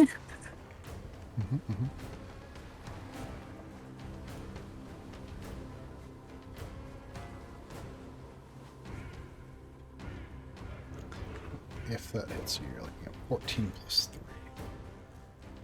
And the halberd's going to come. Yeah, I have to just take that damage. So you said 14 plus 3, so 17. At the beginning of each of your turns, you'll take 2d6 necrotic until you gain hit points. And Salinger, I think you've got that on you as well. Yeah. What is the source of the necrotic? Because I'm resistant to certain stuff. Hold on. It's the weapon. It's like a magical effect, essentially. It's not a disease or poison. Okay. Do I get a saving throw against it? No, but if you gain any hit points, the effect goes away. Okay. And then you tried to hit me again, but missed, it looks like. Yeah, 13 doesn't hit, so big swings of weapons, stabs are coming at you. The dagger manages to land, but the other things do not. And then the creature uses bonus action. Get you with some spiky hooks! So you just need to make your athletics or acrobatics check your choice. I'm advantaged on strength, so I feel like I should roll that one. Oh, that is so lame. Oh no. Looks like the spiky hooks have gotten hold of you. They're reeling you in. I'm going to sacrifice. I'm going to use a spark point. I would like Beth to re-roll that if she would like to.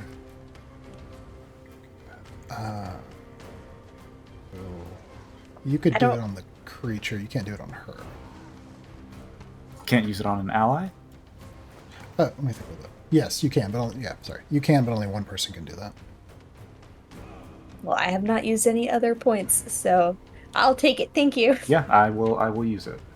Give it a roll.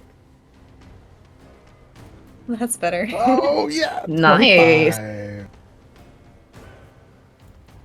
Get rid of those spiky hooks. You're safe. Let's go. Dodge out of the way. The creature's legendary actions refresh, but that is the end of its turn.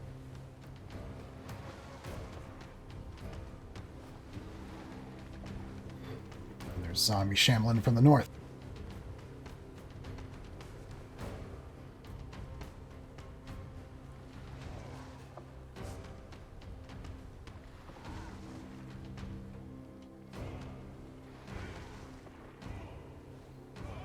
Zombie comes shambling in. It's going to take a bite. Kabeth.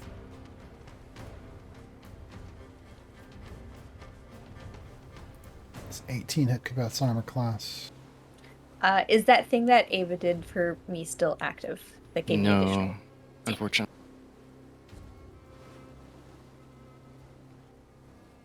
It bites me. Alright, this thing latches on. Take 10 points of piercing damage, and you are grappled. And bloodied. Oh, It's fine. I'm about to run away.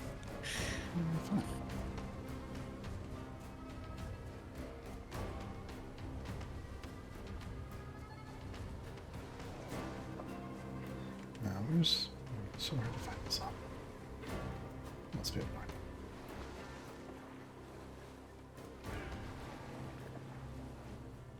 Alright. Kibeth, it's your turn. Hold on one second.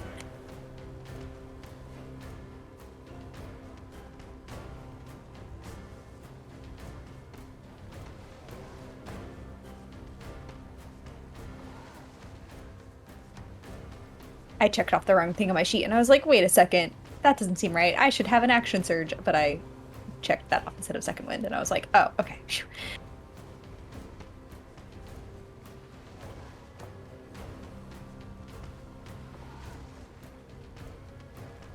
All right, I am going to take a two-handed hammer swing at the big thing first. Attack. Oh, that's not advantage. Use the 15. Okay. I assume that does not hit. It does not hit. I'm just double checking the fire shield.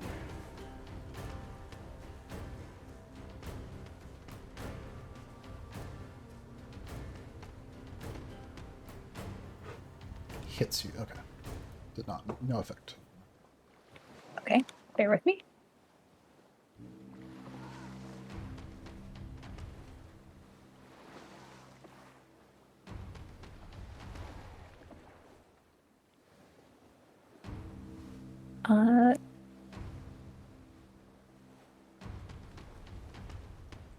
Action surge uses what commodity? And does not use any. Oh, okay. I was like, what am I missing? What am I using to... okay, so I'm going to use that to take a swing at the zombie next to me as well. Before you do that, do you want to use a bonus action for that first set? Just so What do you you don't waste it. So, action surge will also give you back your bonus action. So you could use action, bonus action, action surge, action, bonus action. I don't think that's how I did that is in the rulebook, but that's what I do with action surge. Oh, okay. Interesting. Yeah, I didn't know I had that option. Okay. I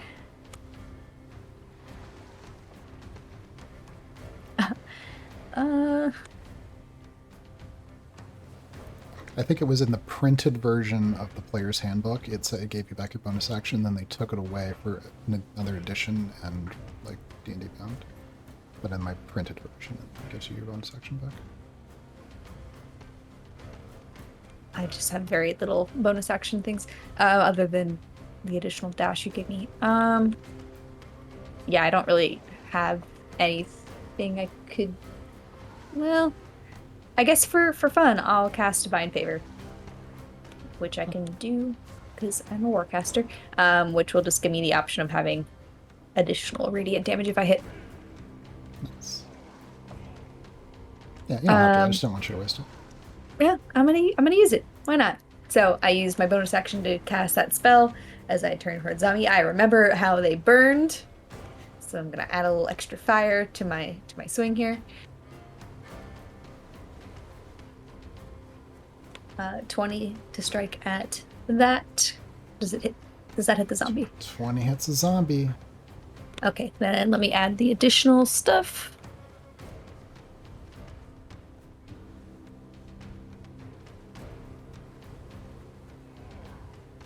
Oh, no, I hit the wrong one. I need to not have my two smites next to each other.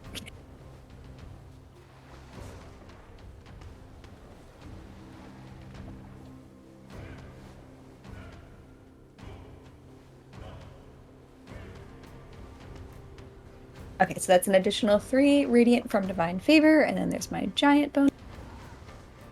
And that's an additional 3 from the giant's bonus, and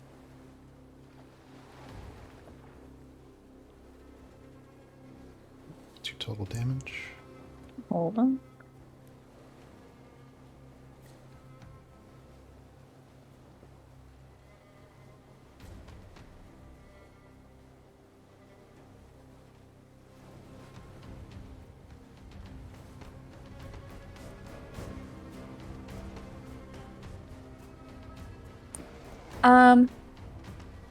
Okay. That's the total for that. So that's going to be 16 total damage to that guy.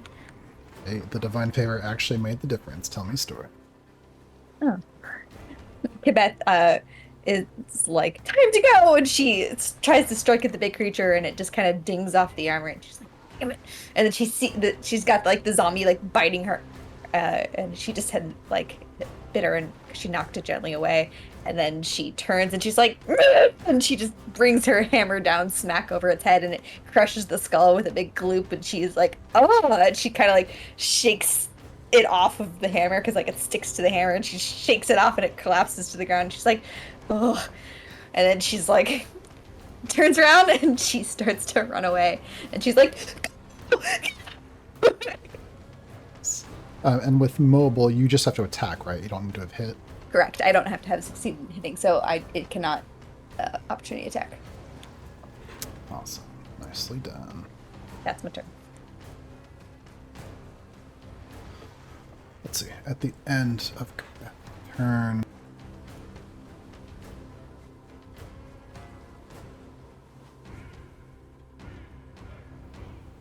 yeah, one of those snails emerges, sends a spray of vomit over at the group down there by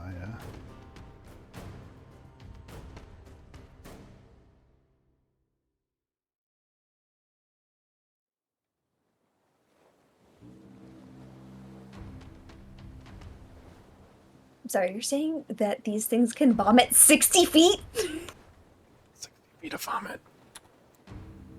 Never heard of projectile vomiting?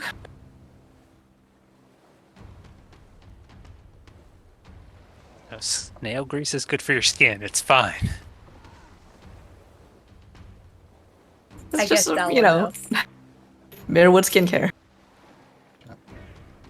So Salinger, Ava, Beth. I need to make Do you want me to make one, or am I being carried? go ahead and make it just in case Salinger fails it. Okay. Actually, no, because you'll fall down too. Salinger can just make it. Okay. No pressure. You have advantage. I might have advantage. I'm checking. Salinger makes sense. Sal, in his deep-seated hatred of this disgusting vomit, has now completely mastered the ability to avoid falling down on it ever again. Vomit skating. A little known Olympic sport.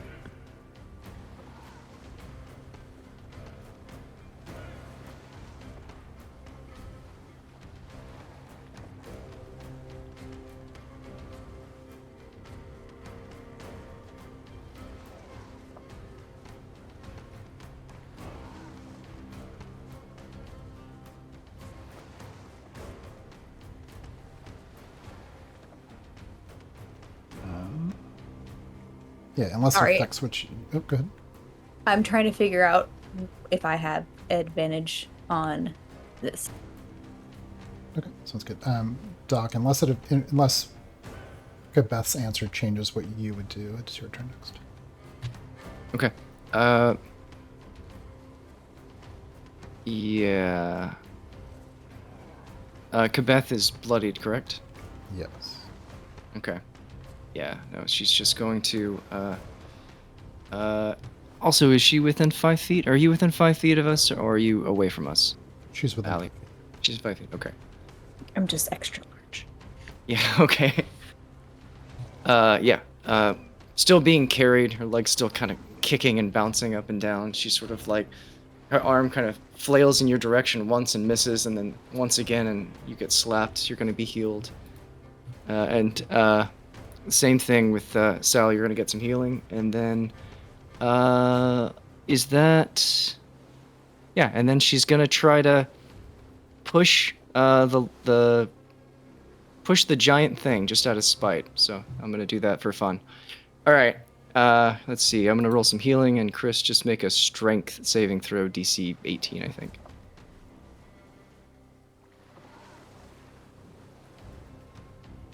Success. Yeah, very much so. All right. That was out of spite. End of her turn. I guess she's just being carried. So here's some health. This is gonna be for you, Kabeth first, and then Sal. I rolled a 16 on my dex save. Nice. All right, 21 to you, Kabeth, and 14 to you, Sal. End of turn.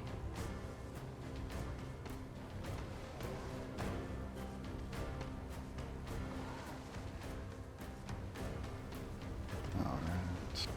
I'm no longer bloodied.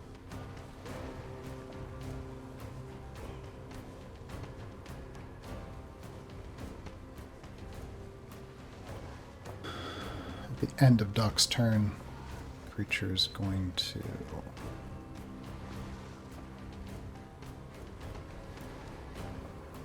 use legendary action.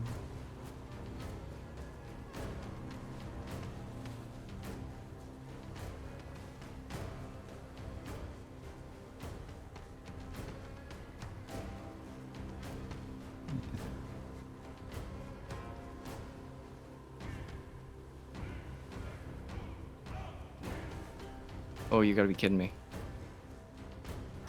No, Chris, no. It's a thing of snails. No, I reject this. I reject your Gooey using step. of Misty Step. Sticky Bursts, step. I bursts into disbelieve! embers and Oh. bits of ash. No, you're not allowed. No, you're not allowed.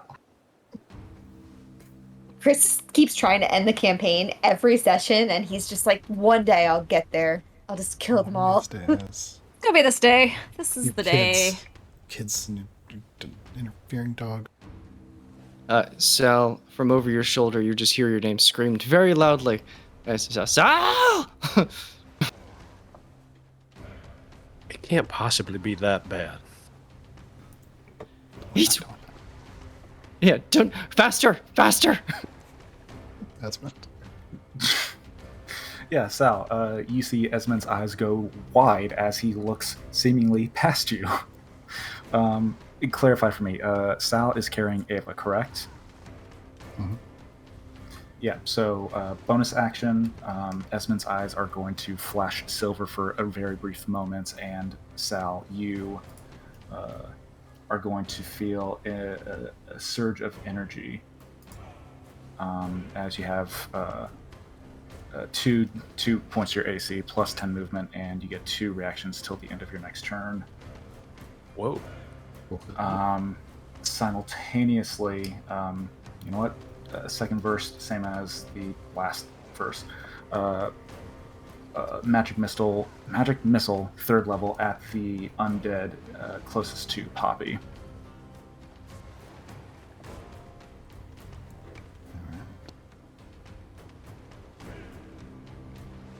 It did not let me roll that for upcast it. Okay, hold on. You might just have to click it multiple times. Because it Sure. only rolled 1 bolt. Yeah, it did. Yeah, it did. Weird. Okay. And these are all targeted at the undead closest to Poppy. Okay, sounds good. And that was first level? No, this is going to be upcast at third level, so it's going to be 5 bolts. Okay, do you need to roll 2 more? So, yeah, so 5 total, so 2, 4, 6, 9, 14, 17 total force damage. Tell me a story. Similar to the last one, these bolts, these darts just land and impact and leave dents that like erupt, just creating massive gaps in the creature's body, and the last one hitting the base of the neck and just blowing the head and shoulders clean off. And then Esmond is going to just fucking run as quickly as he can down the alley with Typhon in tow, just yelling at Sound Kibeth. Scatter! And that'll be my turn.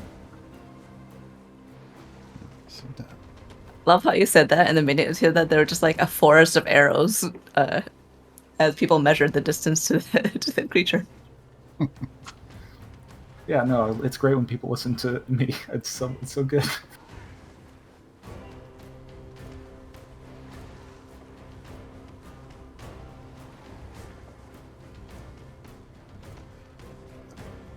Check my one.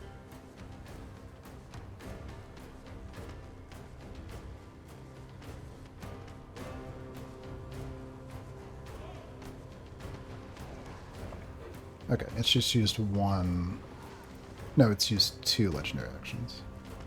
Misty Step and Grease,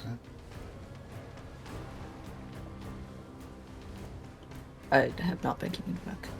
Those are the 2 that I remember, Chris. Please. It is going to use its 3rd legendary action.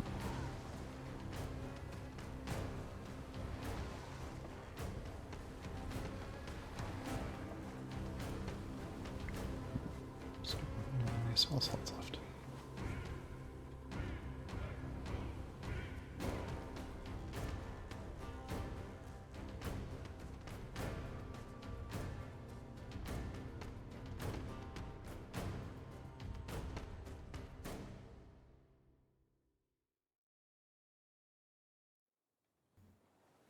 That one just missed.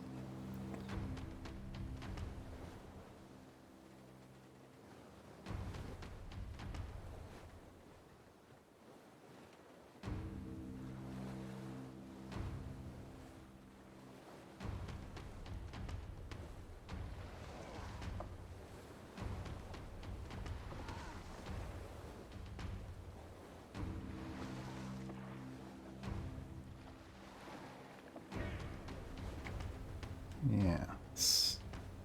Snail. It's going to peek out from the armor and spray vomit all over in the direction. Right, and Peach. Let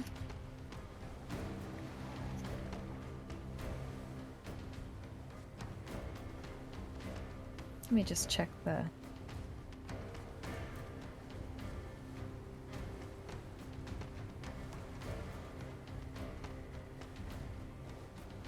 I don't know what these guys ate before the fight, but it is not agreeing with them. Oh my gosh. I'm gonna hold up my robes daintily and dodge out of the crease. Yee! Yeah, in fact, with a natural 20, Peach reaches over and grabs onto your shoulder and also does not fall down. We both like a dance move almost. Just like skirtsy. This armor check the saying, you are what you eat, a little too seriously. Salinger, it's your turn. Please make your dex save to start. Oh god, again. Gotta get that value out of Grease. I'm trying to feed Ava to zombies and trying to dunk Ava into the ground of snow. What a rescue.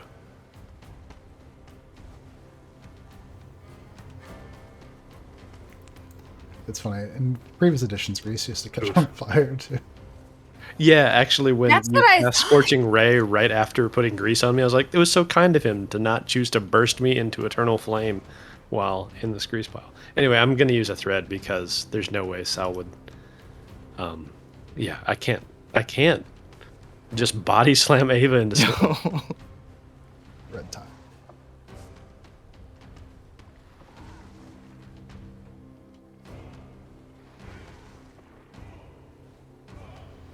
Yeah, I Hey. can't do it. Thank God. Nice. Okay. Does it take an action for me to put Ava down? You could drop. You can drop the object for free. But she landed the grease. I could step out of the grease that I've successfully completed my deck save, and then thoughtfully drop an object, like feet first. Okay. All right. So half movement.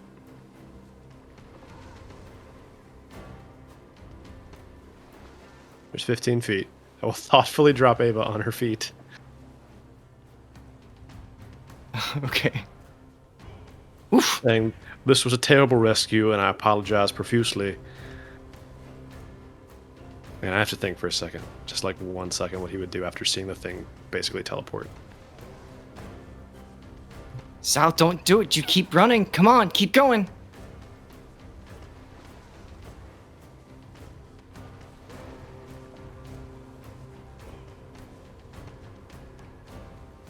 He's got enough movement to do both. He's going to do both. Why not both? Bonus action.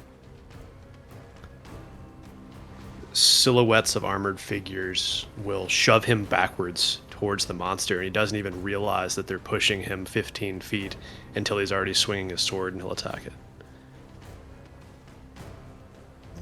Alright. It'll be with advantage, and if I hit, it'll do plus a d8 plus 2. If I hit.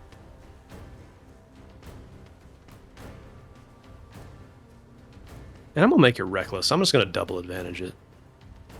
Alright.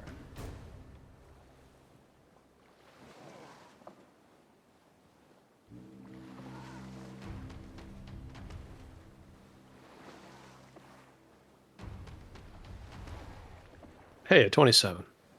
27 hits. Okay. Wow.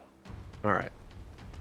So, not realizing what happens, he slashes into it for 9 plus a d8 from storied strike or storied step.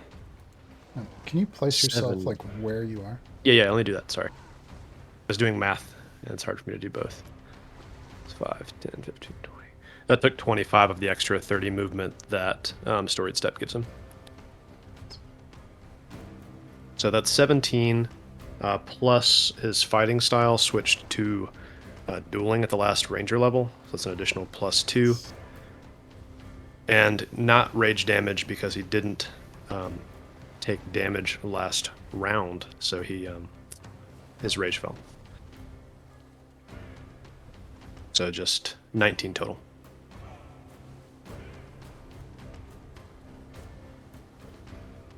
Which is force and slashing, and then the plus 2 is on top of the ethereal slashing damage, technically. Sounds good, yeah. You carve into some of the armor, find a way between the plates. You hear squealing of whatever's in there. And see, there's like a fluid that splashes out to the ground. You hurt the creature. Realizing that he meant to retreat, and that he hit at the same time, he does kind of a double take and uses his last 5 feet, stepping away in the direction he thought he was supposed to go. Okay. Do you have something that stops the creature from getting an attack of opportunity? No, I just think that he would have goofed in that moment, because that's not what he intended to do. So you can take a swing. Sounds good. Yeah. The big old hammer comes around. Ooh, what a 9's not going to hit Salinger. I'm going to say he blocked it. He had to block it with that buckler. Nice. Okay. They're hissing snails. Anything else in your turn? Poppy dodges. Sal, at the end of your turn, you lose the bonuses of the ability that I used on you. Oh, wait, I had 20 more feet of movement from your bonuses, didn't I? Mm-hmm. You had at least 10 feet of movement from me. Okay, it was 10 more feet from you. So let me add that extra plus 10. to still be in range to like block it from running straight towards Doc without me doing something. And then I'm done. Charlotte, even or odd? What? Even or odd? Even. Zombie lashes out to take a bite at the apparition.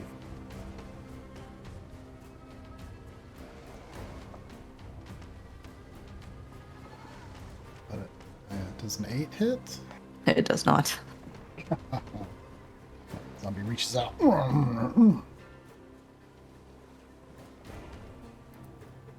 Casey.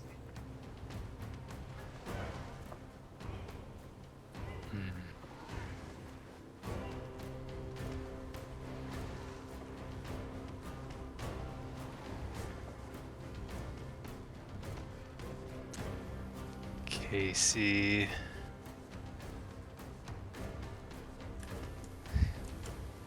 Casey cracks his neck. Doesn't take a step.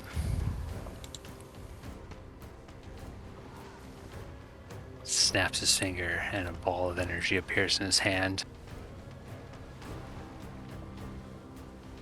This time...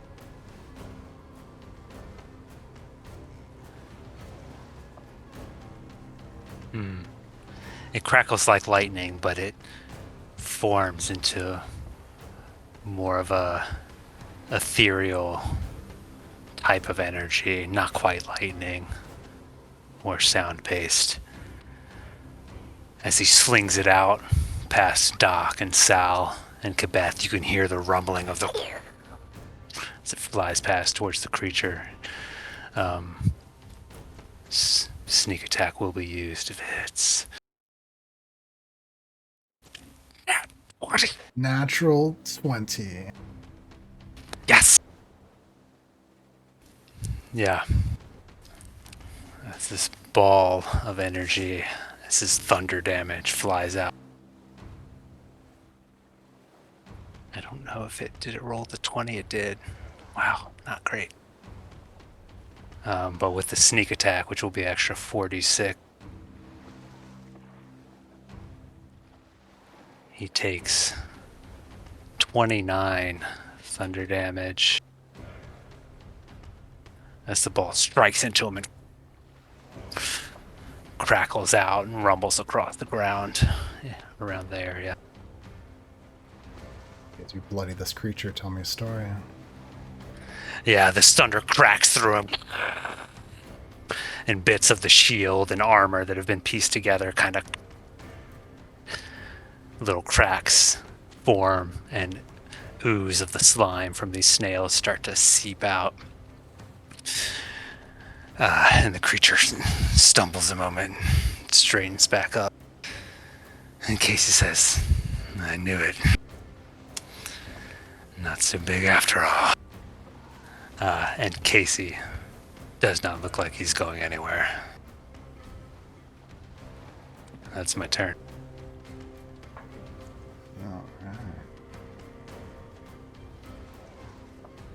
All right. You need to make the dex save, unfortunately. Me? Yeah, when you start your turn. Grace. Oh. So, okay, so the save that I thought it was end my turn. That I would have a chance after the initial save to move out of it. No, when it casts it, you have to make the save, and then when you start your turn. So, unless I'm wrong. It was end. Does it say end? Ends It's their End's turn. Oh, I'm wrong. I read it because I was like, I could move away from it. That's the I'm only making reason. Salinger make so many of those things for no reason. I'm sorry. Because it was funny. It was so gross that he was freaking out and panicking and making the saves at the wrong time. I Like, don't think comically. You did that. No. It's like a cat on tinfoil.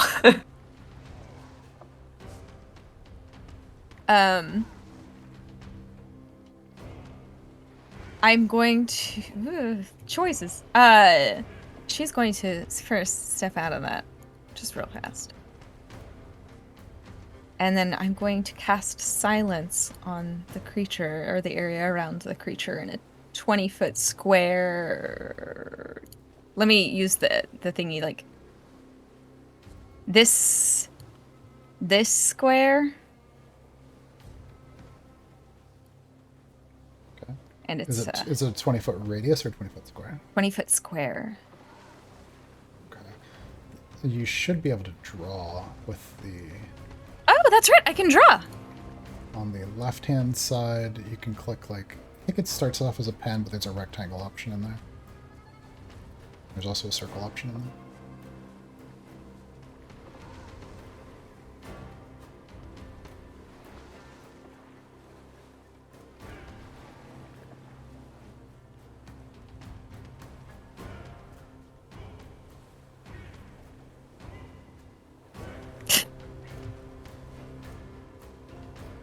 Good.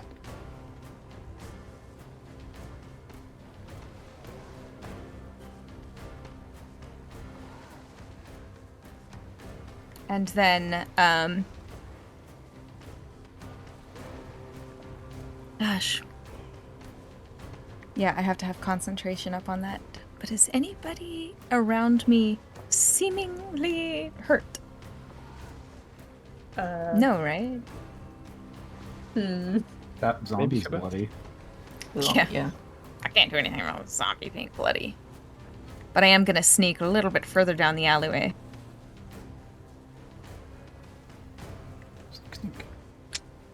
Quebec has looked better, but she's also maybe okay. Well, if I can... You might be too far for me now. I don't know. Hold on, let me measure. Alright, under 60 feet.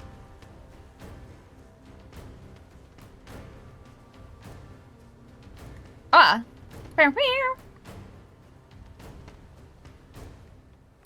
Excellent.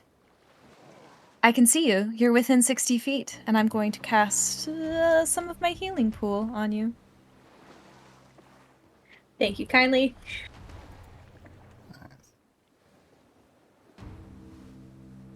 Two ones! Whatever. Oh yeah, this was the one I was trying to figure out how to do the bonus on.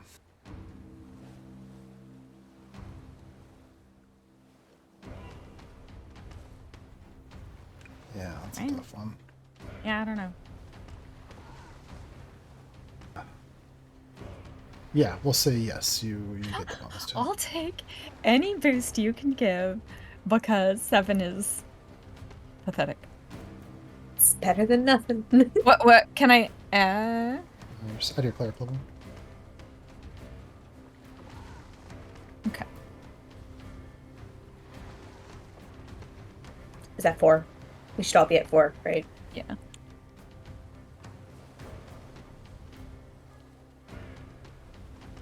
I'll take it. Thank you.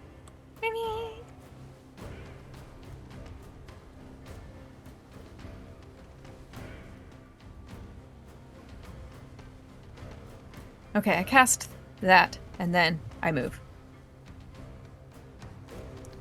Right. 1, 2, 3, 4, 5. Okay. Shalati. She takes a moment to snap the engage button and is going to draw the chain back at her. And as she does so, just for funsies, I'm gonna use the returning of the javelin as my attack on this last zombie here, which I guess would be an improvised whip, essentially. That sounds right. Like it. I don't actually have that set. Well, actually, it's a +6 on damage, so I think I can use.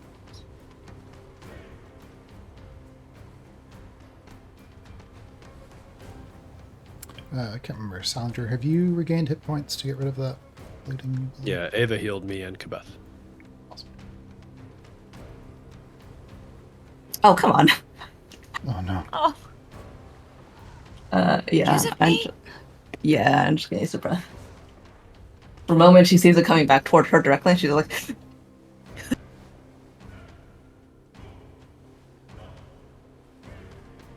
that still sucked. Legendary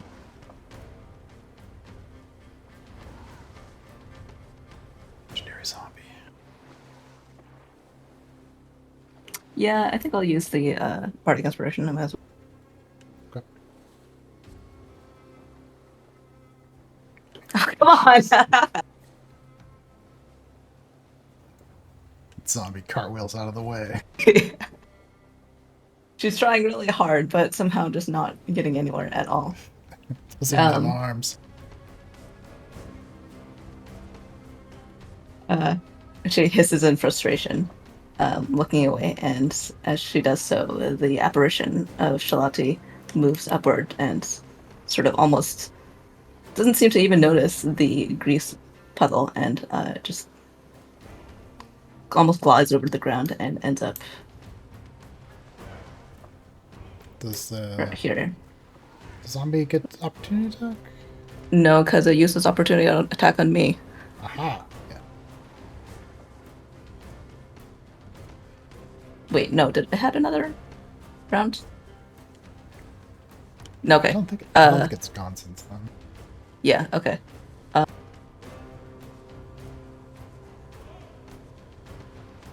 Oh wait, no, it did try to attack her and missed. Yeah, so it actually, yeah, it would have refreshed, which, I'm thinking about it.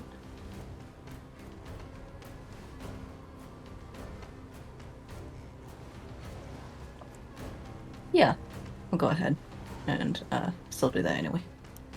Okay, let's go and try it. If it rolls in 20, I'm gonna be so mad. Okay, good.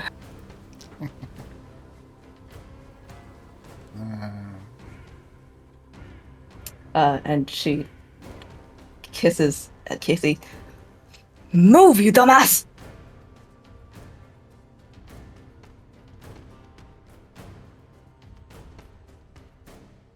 I think that is it for me.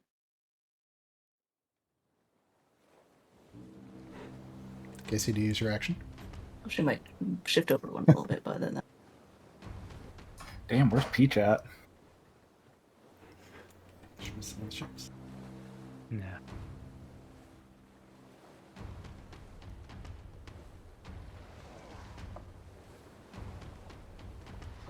Zombie shambling in from the north.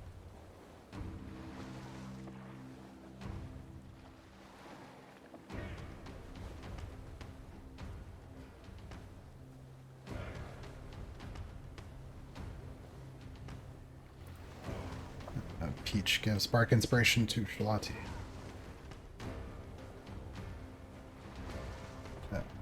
She moved.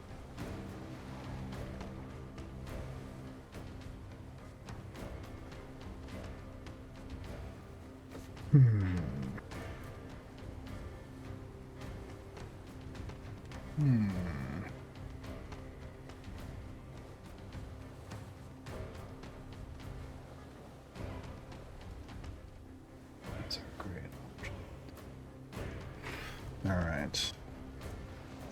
The Deadforged blacksmith. You see little snail heads peering around, trying to figure out what to do.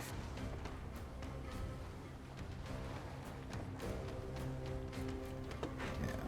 Fixes its eyes optic.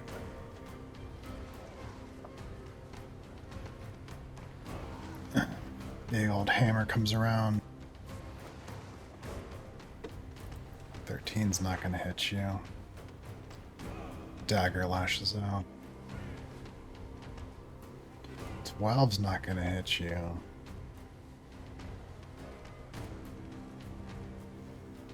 Crazy bad rolls. Halberd. Can I attack with the halberd? No. Wait.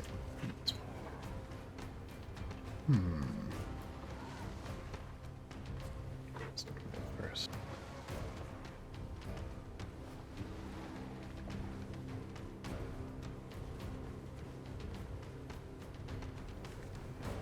Gonna use the halberd to do a big sweeping arc at Salinger and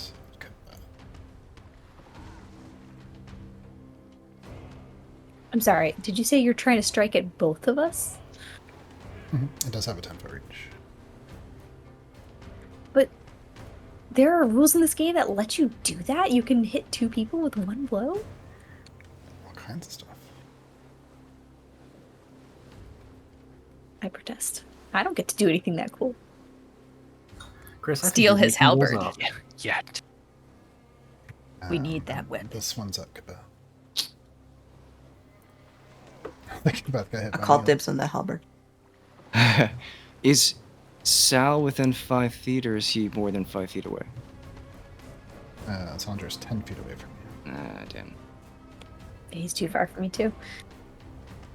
Sandra, does a 22 hit you currently?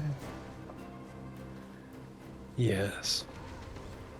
Okay, 25 slashing, 2 necrotic. You need to make a DC 15 strength saving throw. So that's 15. Nope, my rage is down. I'm taking the full 27.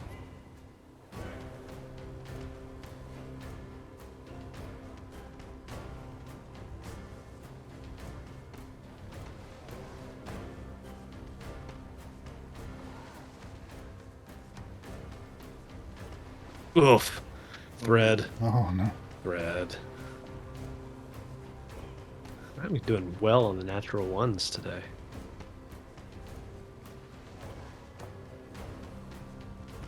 But if he's already next to him, how can he be pulled toward you by 10 feet? You're a natural. Oh well. If you're being hit with a melee attack. Don't you have to be within 5 feet to hit with the attack? Well, it has a 10-foot reach, but yes, it would actually be relevant. Just Actually, wondering. I got confused with a different. I used to have a different version of that ability, so nothing would actually even happen. Yeah, so you get pulled. Who cares? You kind of wobble a little bit. You basically slam up against each other, like, oh, senpai! It's slightly embarrassing. Snail splash. Snail pipe. Spiky hooks, though. Please make athletics or acrobatics.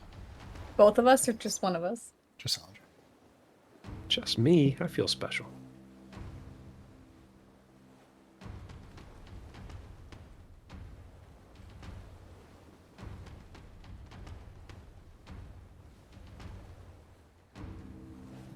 That's less than a 20.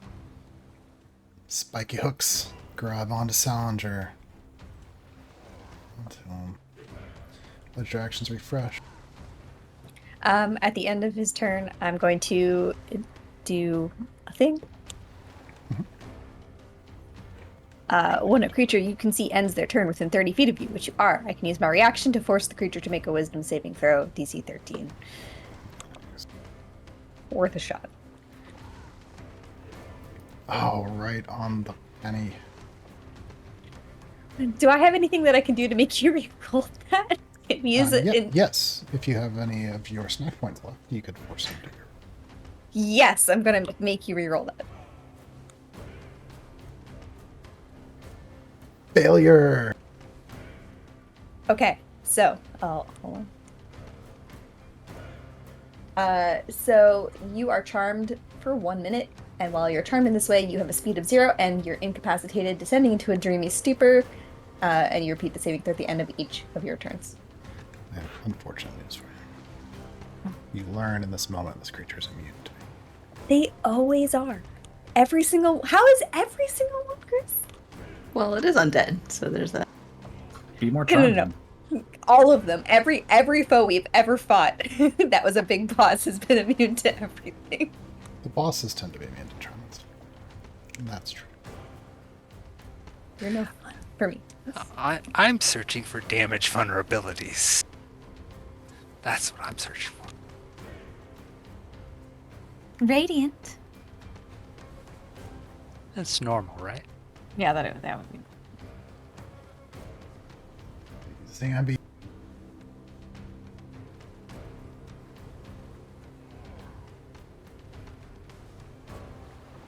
I'm actually gonna measure that one.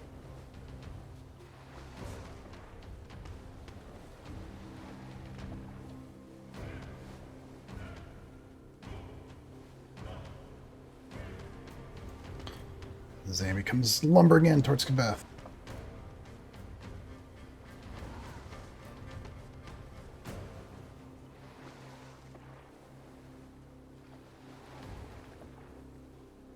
Another from the north. It's your turn.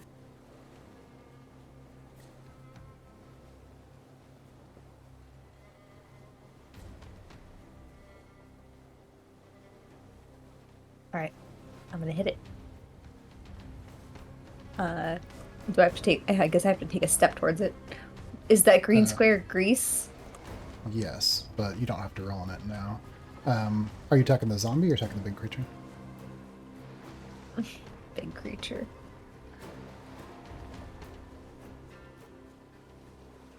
I'll take my attack of opportunity if it applies.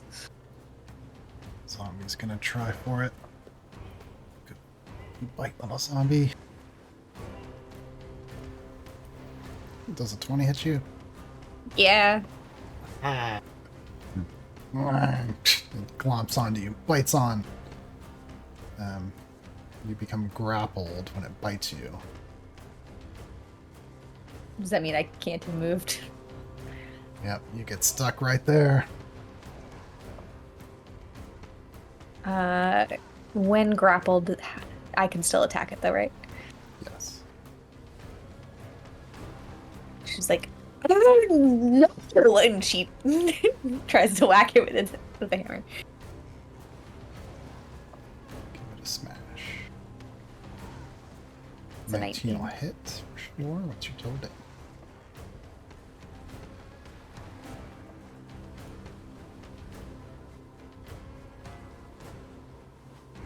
I really need to rename some of these. Divine Favor doesn't sound like the spell I've cast.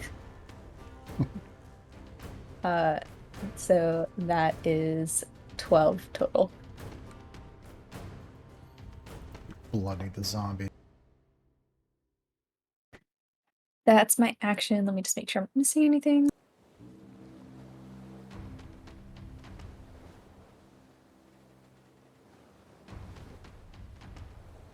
Actually,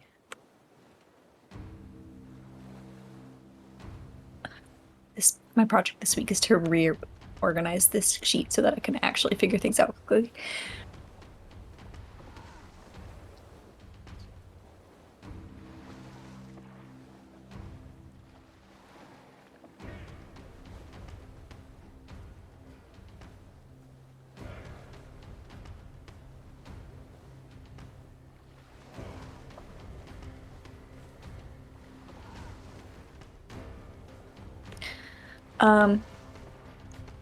I want to use my bonus action to use Channel Divinity Peerless Athlete. For the next 10 minutes, I have advantage on strength, athletics, dexterity checks. I can carry, push, drag, and lift twice as much weight as normal. And the distance my jumps increase, blah, blah, blah. Can I drag this zombie with me? If I'm grappled, do I have to stay in place or can I drag it along? Under the normal rules, you wouldn't have movement, but I kind of like this. So I'm let's do it. already big.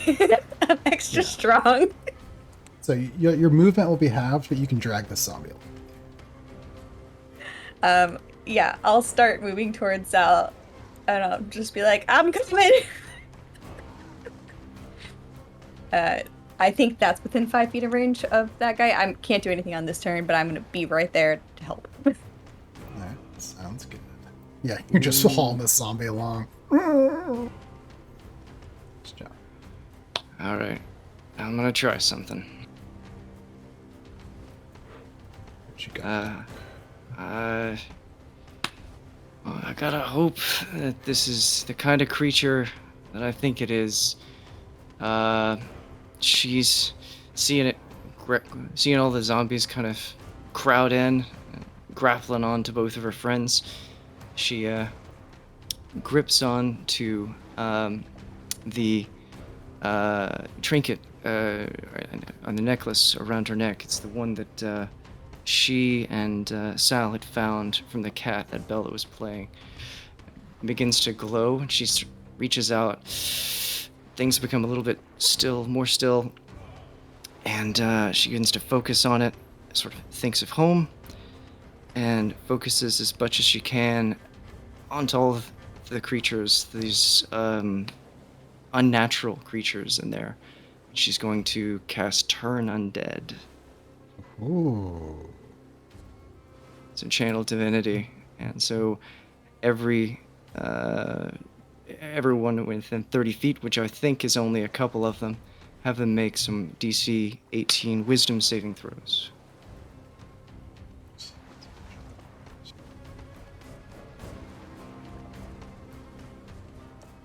All right, wisdom saving throw.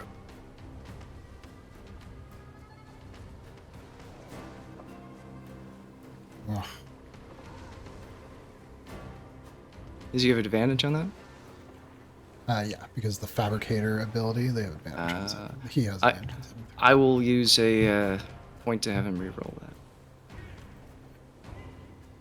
Zombie fails. I'm rerolling for the big guy. Mm-hmm. Failure. Excellent. They are turned and begin to, I guess, flee.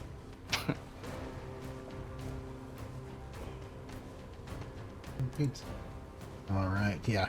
As soon as you reveal that symbol, the energy pulses out from you. You hear squealing from all of the snails.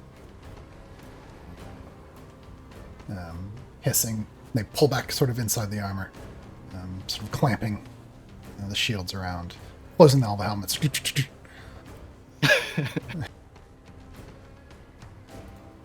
And the zombie on Kabeth lets go and raises its arm to shield its eyes. And then, just for good measure, she's going to use. She's going to move up. She's a little bit between them and try to pull Sal so he's a little bit out of its just a little bit. It's, you know what? Fuck it. It's not worth explaining it. That's the end of her turn. She's like, okay, it'll go away as long as we don't hurt it. We can run. That's the end of her turn. We only have a minute, so we gotta go. At the end of Doc's turn, the creature does not use a legendary action.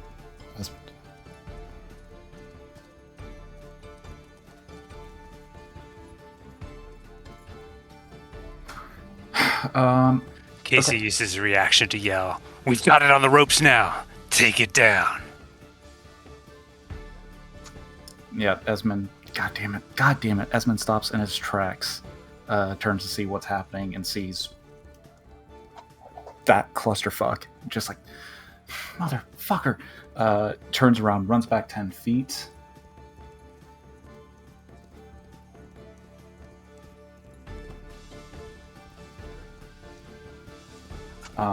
Bonus action is going to use that weird ability again. This time he's going to try and use it on the weird construct. So, Chris, I need you to... it needs to make a DC 16 Wisdom save.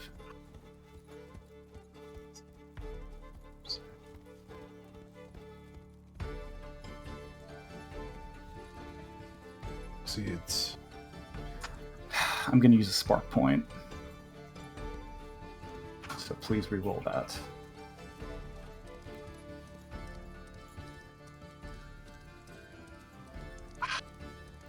God damn it, man. Fuck. Okay, yeah, Esmond's eyes flash silver, but to no avail, unfortunately. Then, but he's going to pull Maelstrom out from his satchel again and take a knee and kind of like balance it on the shoulders of Typhon and take a shot at it. Describe Maelstrom, please.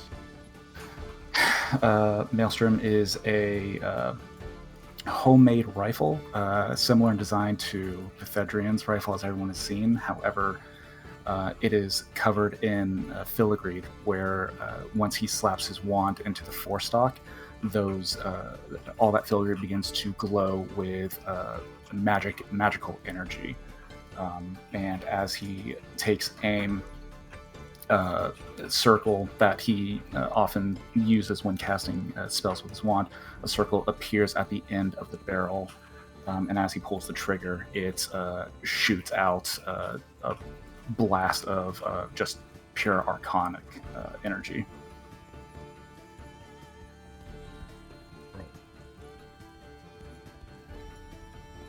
Does 26 hit? 26 hits. That's plus bloody, so that will be 24 total piercing damage. Some of the armor gets blasted away. Some snaily flesh gets thrown out into the grease and into the area of silence. You can see necrotic flesh, like just pure muscle, weird, malformed, flopping around in the grease. God damn it. Yeah, and Esmond will just end his turn by yelling. Just yelling, "What are you all doing?" And that's my turn.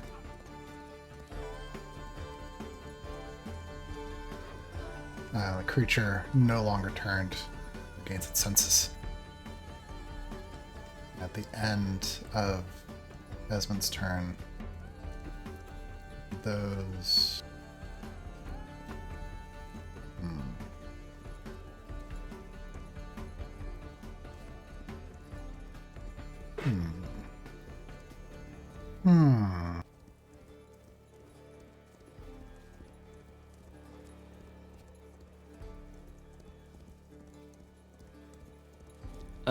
I guess this is just for flavor. I'm sorry, I was AFK. After each shot, she goes under her breath. She's like, "No!" As it's no longer turned.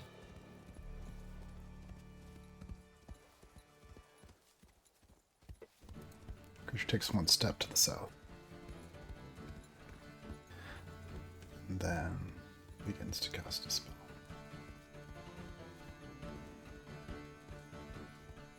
Can it move? Can it move during its legendary action? Oh, no, I can't. Thank you. It does not. Yeah, I was rolling to see if it understood the sentence. Oh. I'm kind of hoping that it doesn't understand the silence, but 23 is Well, pretty fucking I rolled a good. natural 20. Yeah. Yeah, instead, the snails pull out the Deadforged long great sword as some of the plates of armor open up. It is going to swing at Ava and Wolf. First attack at Ava.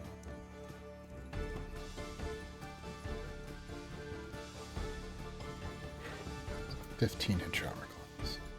No, she raises the shield, knocks her to one knee. She starts to get Sparks back go up. flying up into the air. The next one goes to Kabat. 12 definitely doesn't hit Kabath. Nope. Armor's been too well made.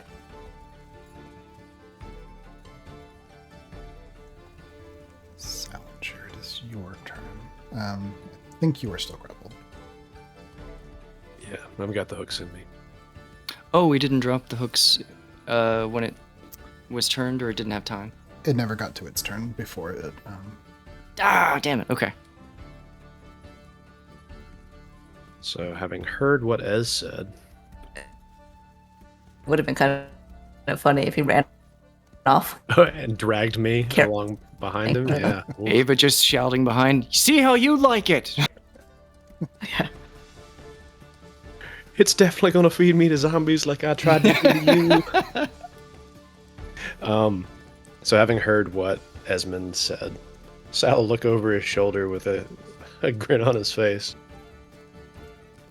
Well, it looks like we're not running away anymore. And he'll attack the thing. And with a bonus action, Poppy's going to attack simultaneously. She's going to run 90 feet. And I'm going to go reckless because I'm already in a loving embrace with this wonderful thing.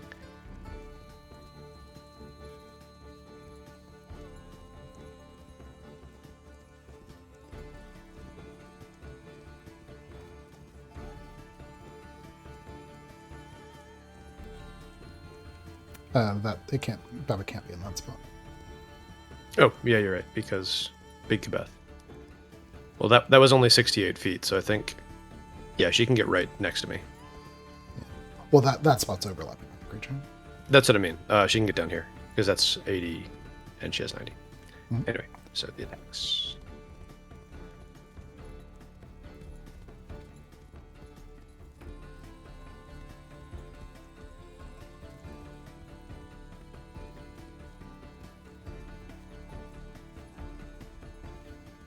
Ah, so Sal misses. Scrapes against thick plates of armor, overlapping shields, breastplates. Sparks fly into the snow. Bits of steam rise. Poppy's going to Creature's bite at it. badly hurt. Roll a 20 to hit. Graves in the armor. Doesn't hit. So many shields. So much metal. Hmm.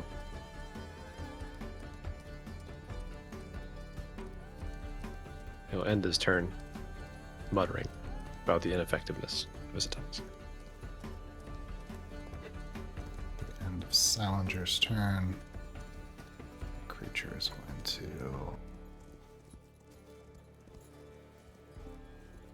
It's going to make an attack with the Deadforged Greatsword.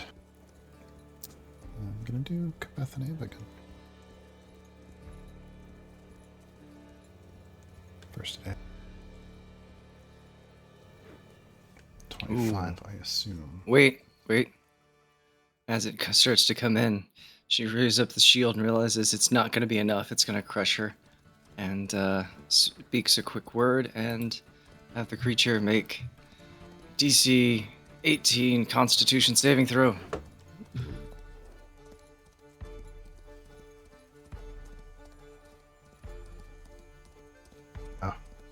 Oh, well, I don't like that. I'm gonna go ahead and make it re-roll just one more time because I don't like the natural 20. So I'm gonna, re-roll one more time with a whatever point. Okay. Even just get rid of the natural 20 though, right? Because it'll still have the 25. Yes, that's correct. So, which means the only effect is that it will have disadvantage. So energy sort of sparks up and within the creature, a little bit of confusion as the snails all kind of like slither over each other, and it has just a little bit of confusion, and this throws it off just a small amount. So yeah, no natural 20. It does succeed though. Yeah, so just disadvantage on that attack. Nothing else. Okay. Sounds good. I'm rerolling that attack.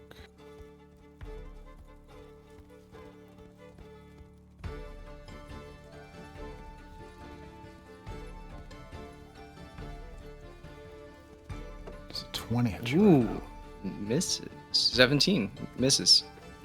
Oh, 17. Nice. Yeah, just enough. Ah! She cries out once again, staggers back a little bit, but still on her feet. The great Aranaka's shield holding fast. Somewhere out there, Maryland.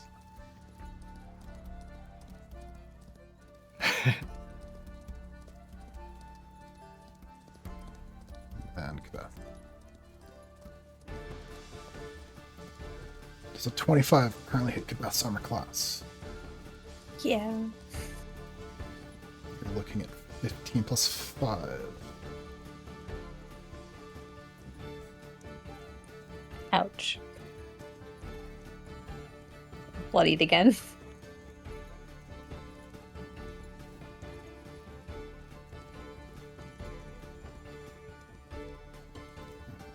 That was legendary action.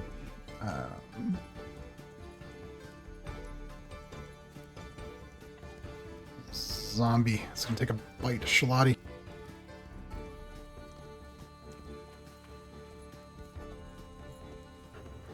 Does a 22 hit Shalati?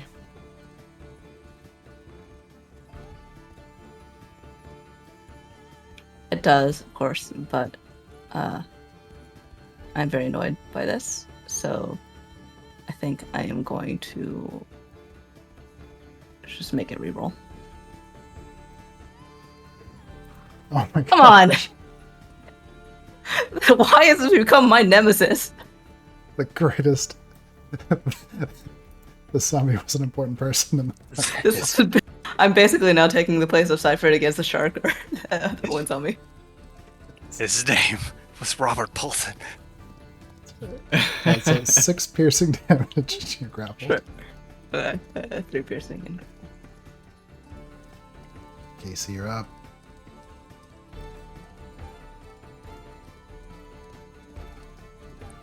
Casey brightens up. His magma lines growing bright, the heat emanating off of him, all the snow melting around his feet. Cracks his neck. This thing's going down. As he brightens up, he uses a conflagration point to regain sneak attack dice. And a ball of energy, crackling blue with lightning, appears in his hand as he slings it towards the creature. It will be advantaged with sneak attack if it hits. As he throws it out, crackling past all his friends. He does get an extra reroll.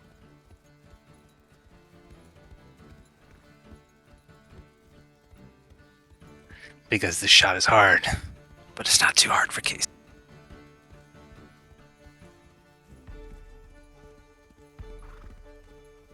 Oh my god. Natural 20! Amazing. Hoppy reacts to spit acid to add to your damage. No, wait, it's weapon attacks only. Forget that. Okay. No. I'm going to reroll this. I'm going to roll an extra 3d8 plus 4d6 for the sneak attack.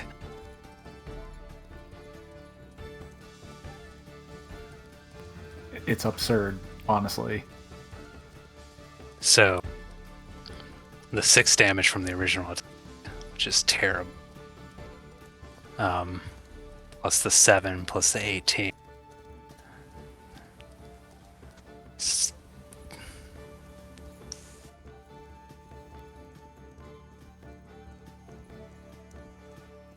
32.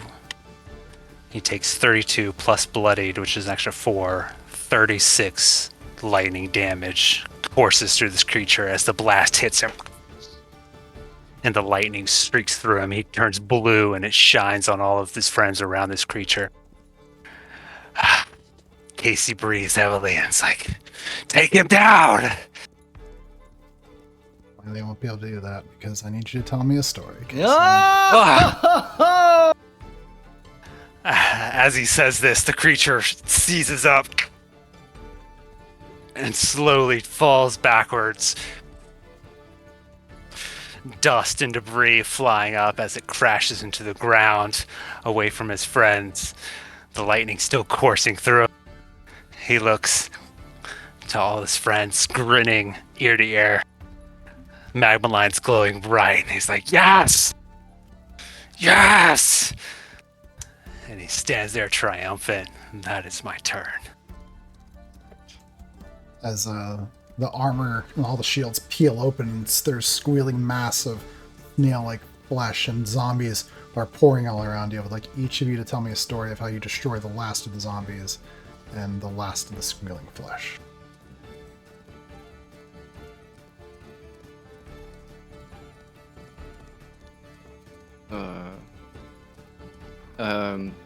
Ava sees a band of 5 or 6 that are pouring through a choke point of an alley and staggering across. She casts the spike growth onto the ground, this massive field of thorns and spikes just sort of erupt from the earth and cover. And the zombies, as they stagger through, just sort of tear themselves to pieces as they slowly start to make their way across, dying before they could reach anyone.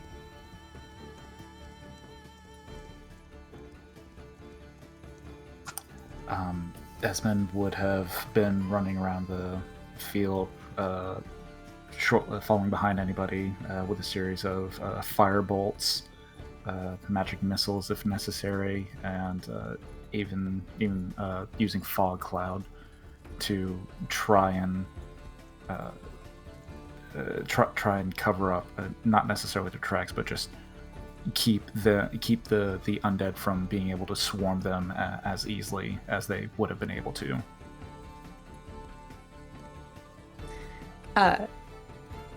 Kabeth intends to kill as many as she can, but in the end she gets probably nibbled by another one, and she's just kind of trying to like do that thing where she's like, get off my arm, get off, and she's like dragging around, she's like, somebody get, she's like smashing it with the hammer until it finally like lets go of her, like when you're bit by an animal and you just can't get it to let go, and she's just hitting it until it falls down, and by the time she looks up, everybody else has kind of cleared the field. She's like, oh, good, all right, good work. And then she kind of lies down on the ground like, ow. I think similarly, Charlotte is basically just engaged in this duel of the fates in the alleyway.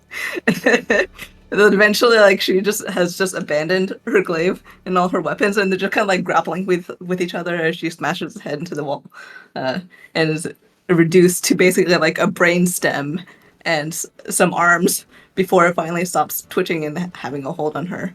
The other spectral version of Charlotte has meanwhile gone around, like, sort of hovering in the alleyway and just kind of like watching her, like.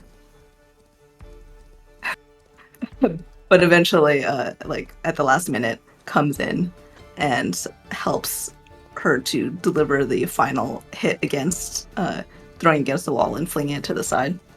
And then they stand and look at each other.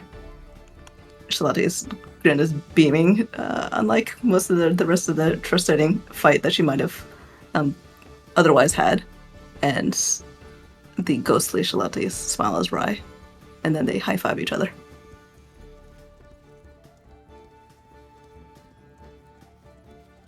Araya is amazed by that with her vantage point in the alleyway, and any zombie that happens to strike in her near sniper range peripheral, just streaking radiant light glimmering, shining along the alleyway and off into the distance to various hapless zombies in at least the courtyard.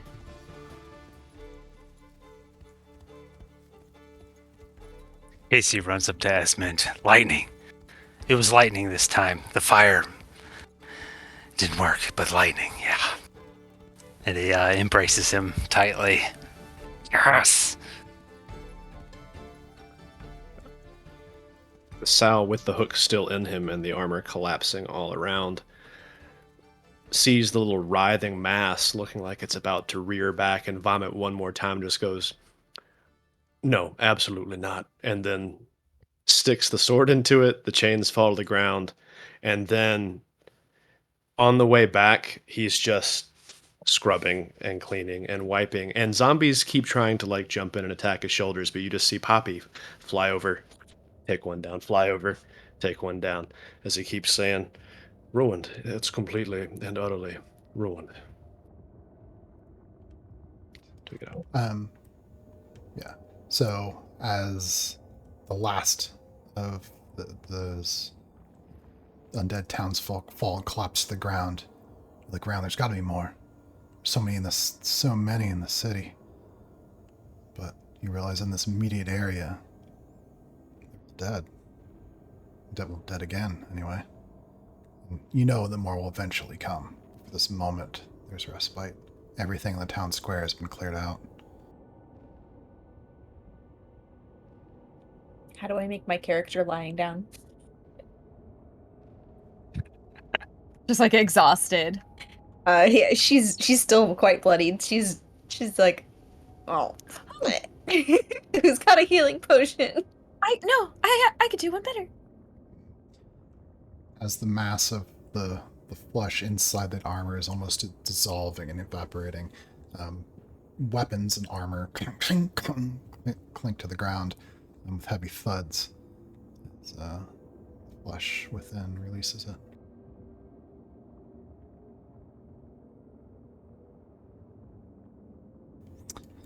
As a reminder, at the center of the town square here is a well that seems to be fuming with a strange putrid energy. There's a blacksmith, there's a smithy on the eastern side of town.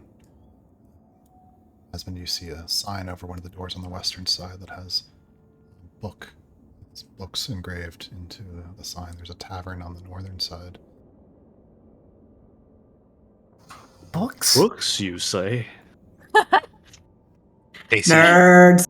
Casey releases his embrace from Ez, and he's like, Did you see that guy? He was huge.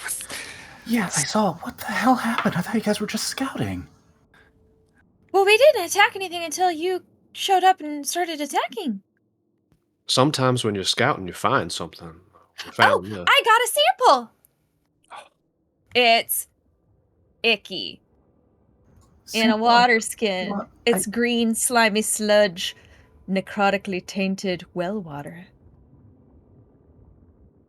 Don't touch it with your hands.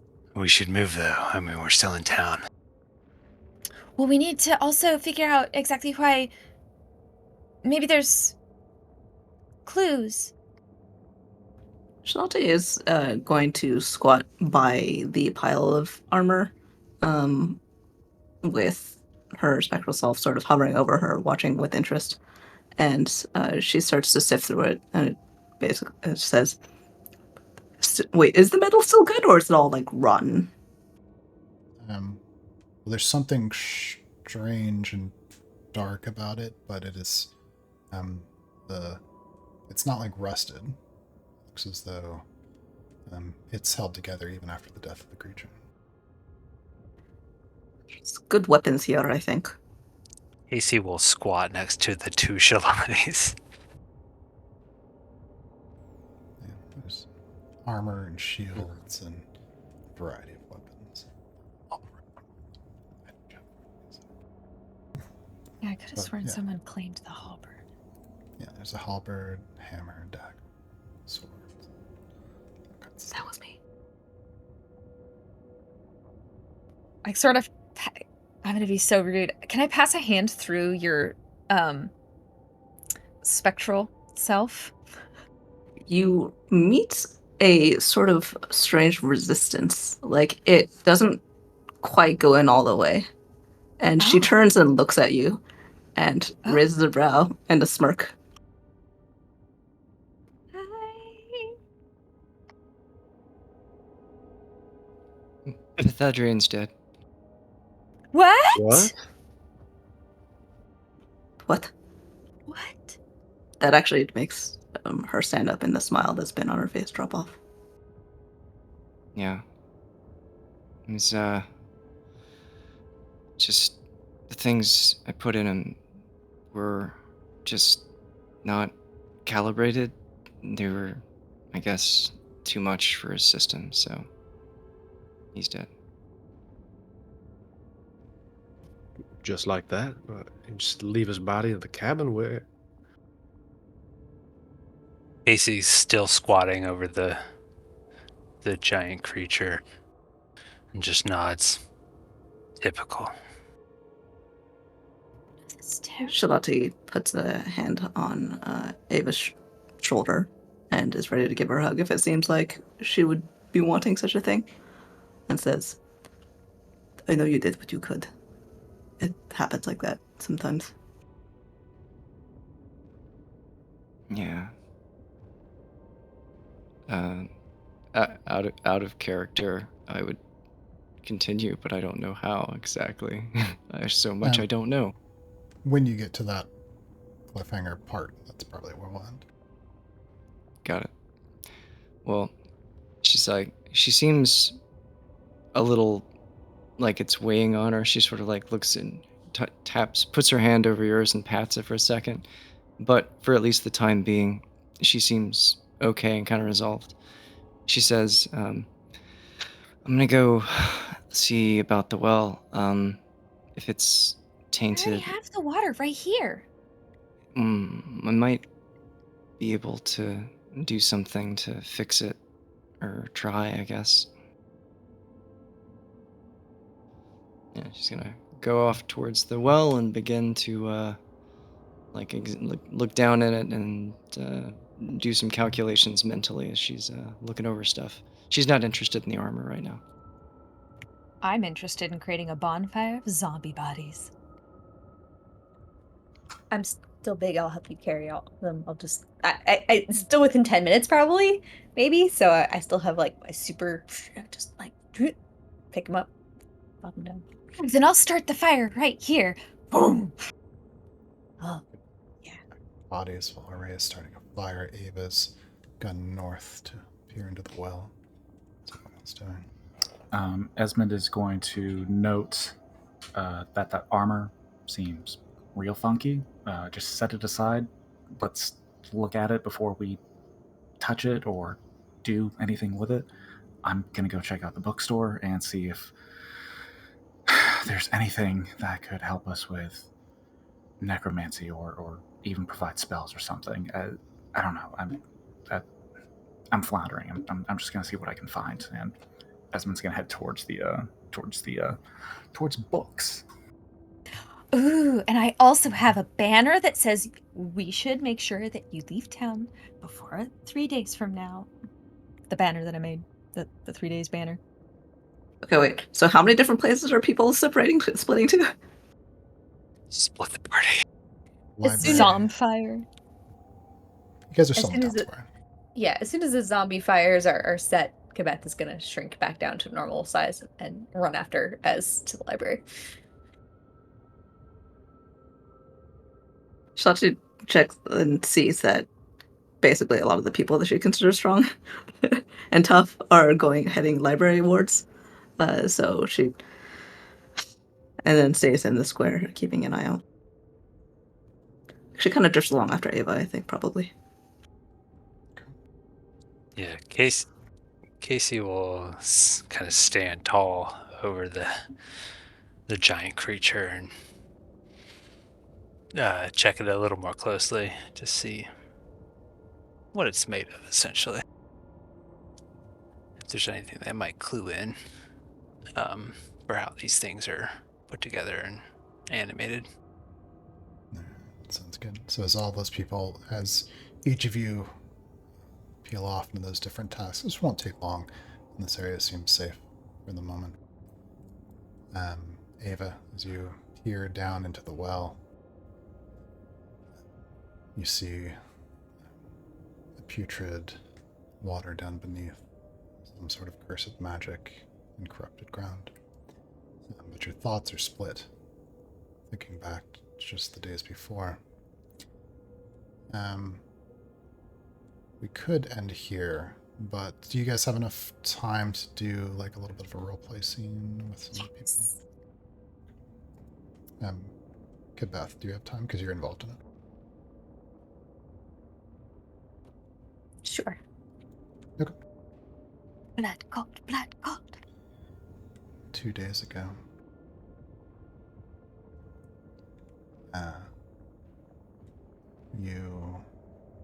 We lost talk. Oh yeah, we might need. There we go. Oh, Welcome back.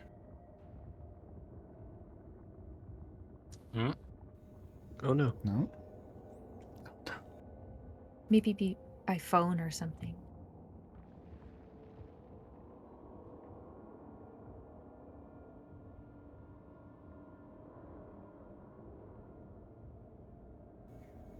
And that's where we'll end for today. Wait, she's back.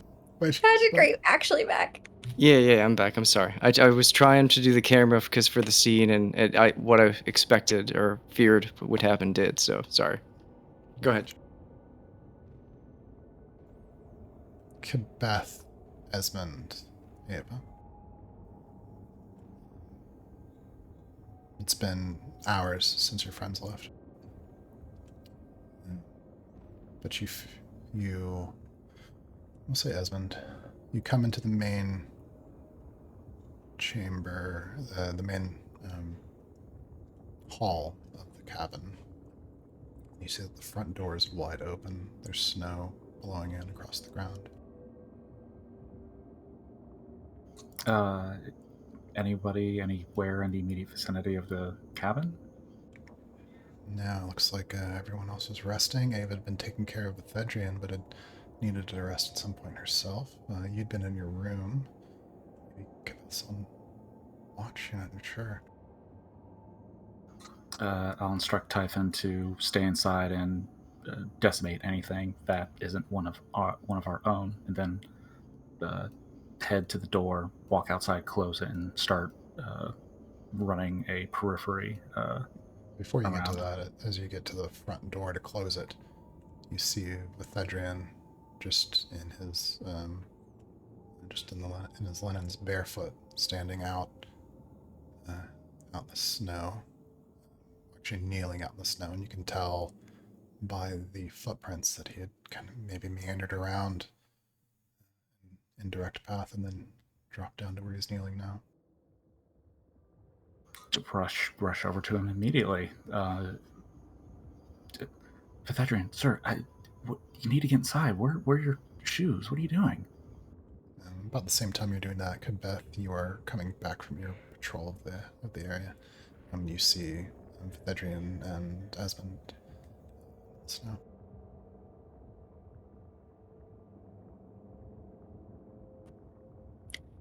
Whoa, it's cold out here. Quebec's looking for, starts taking off her coat. You hear Bethedrian's voice is chattering with the cold. There's a franticness to it. So many of them. So many. So many. What, sir? What? You're. I think you might not be well. We should get you inside.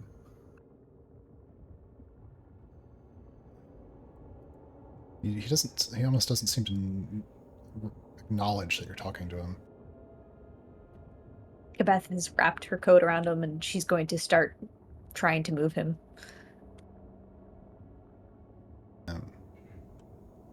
He still has the prosthetics on, and he struggles against you, shoves you off of him a bit at first. What's the purpose of any of it if it ends? What? Why?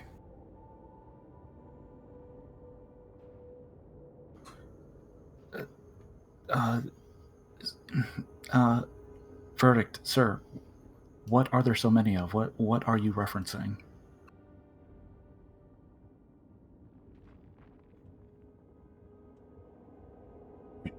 It's the only way. It's the only way. If it doesn't finish, if we don't finish what we started, what was it for? You see him, he's trying to get up to his feet, but he's almost too weak. He stumbles over a bit. I will pick him up like a child if I need to. I can use whatever ability I need to activate in order to carry him inside, but I will be forcibly moving this man. Yeah, I think he struggles against you at first, but you're able to, you're strong enough to be able to move him towards the cabin. After a moment, he seems to kind of calm down a bit. As she's carrying him, she goes, No, shh, crazy man, we go inside. It's cold. She whispers this to him. No, it's okay. Jeez. As Quebec is carrying him in, Esmond's actually going to rush ahead to find Ava and bring her down to look over Bethedrian. Yeah, you get up to the room. Ava's sleeping in the same room with Bethedrian was. Ava had been up almost all night taking care of him. You can see that the door to that room is ajar already. He must have left while he was asleep.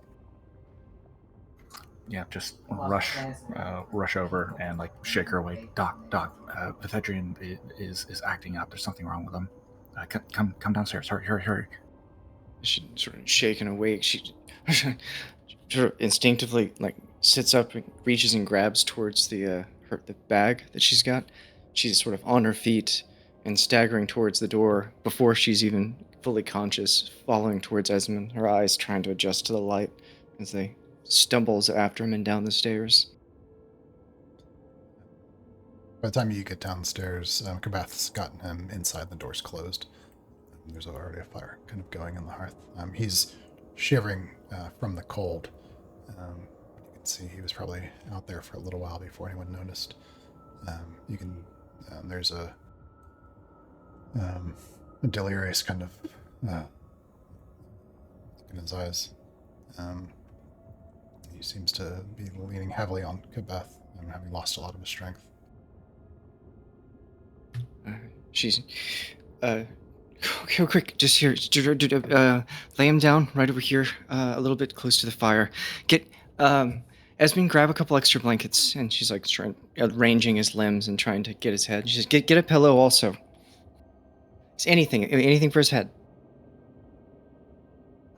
Asmund will do as he's told. Before too long, with extra furs and a pillow, you've got him near the fire. All the furs on him to start to warm him up. Not too long after that, he seems to slowly be kind of coming back to the present. And he squints kind of at you and says, "Wait, I don't understand." Do you know where you are? Do you remember who I am?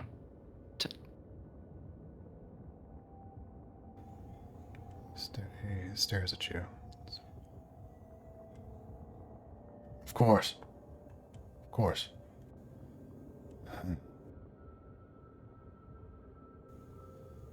Where the other? Where are we? We're in a cabin, all right?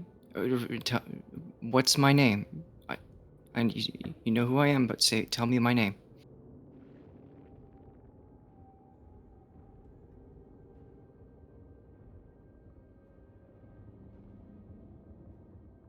Okay, that's okay. Here, go ahead and drink this. And she like rubs her hands together, and without getting too specific, she's going to, just relax for a second. She's gonna force a few different spells sort of into him. They're not going to last permanently, but they should hopefully help him for a small window to gain a little bit of strength and cognition. They're only temporary. They're like, she's explaining this to Esmond and to Gabeth at the same time. But I think it may be the best I can do for right now. And so she pumps him full of this magic and then sits back. Over the next few hours, he seems to grow weaker, but also more lucid. You have a chance to give him something to eat. He's brought more blankets, and he's laid by the fire. After a while, he says, "Ava." I'm here. I'm right here. You're gonna lose some of your senses. It's gonna be a little harder to see, but I'm right here, and you're still in the same spot. Okay? I'm not going anywhere.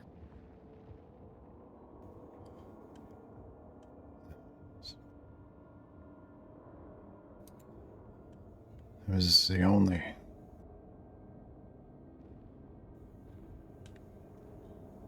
It was the only way. I don't understand. What was the only way?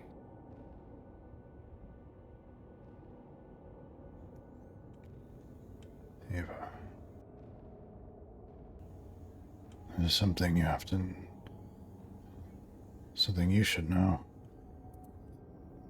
Esmond Kabath, you're in the room, but it doesn't seem like But Edrin can see, or he's not aware of you. Okay, what is it, Vithedrin? What do I need to know?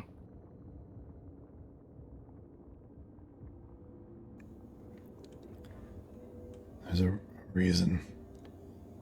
It's my order. People like you and I.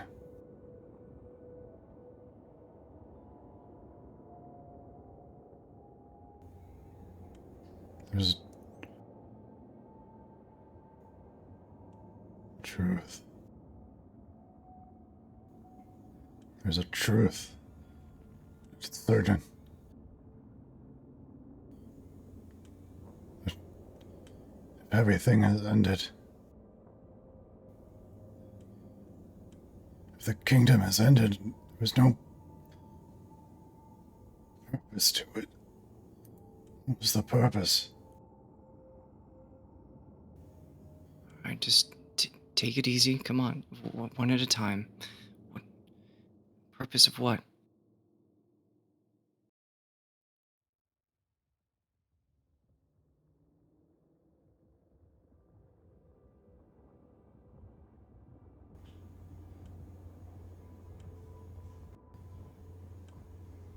There was a time, the beginning of the kingdom.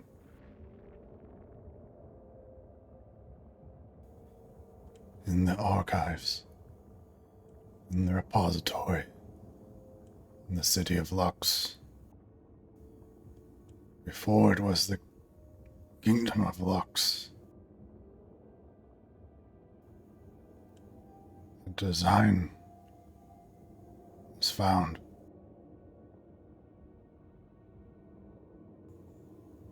An artifice. Like another that had come before.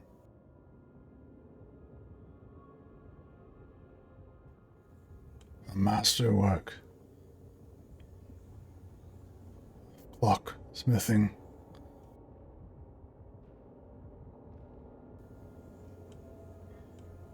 A device of incredible complexity and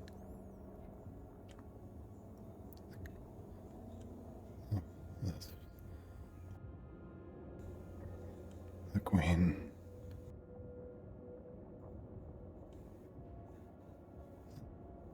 Those wisest and smartest endeavored to build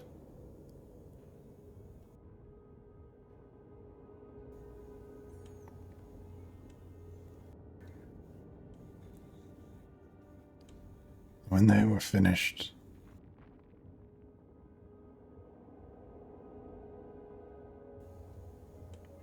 It gave them an answer.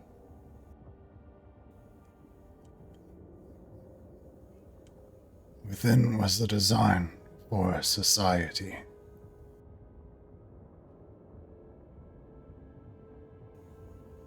Within was the design that would become the kingdom.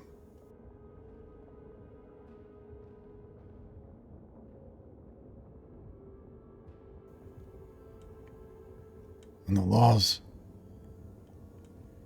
that would guide the kingdom to prosperity.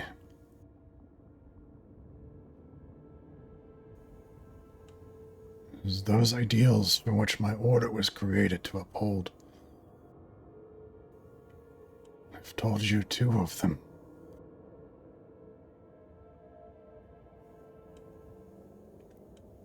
Long live the Queen, for the dead must never rise. Long live the Queen, for time must always turn. Long live the Queen, for the age of men must end. It was the givers. Within the magic, there was a secret.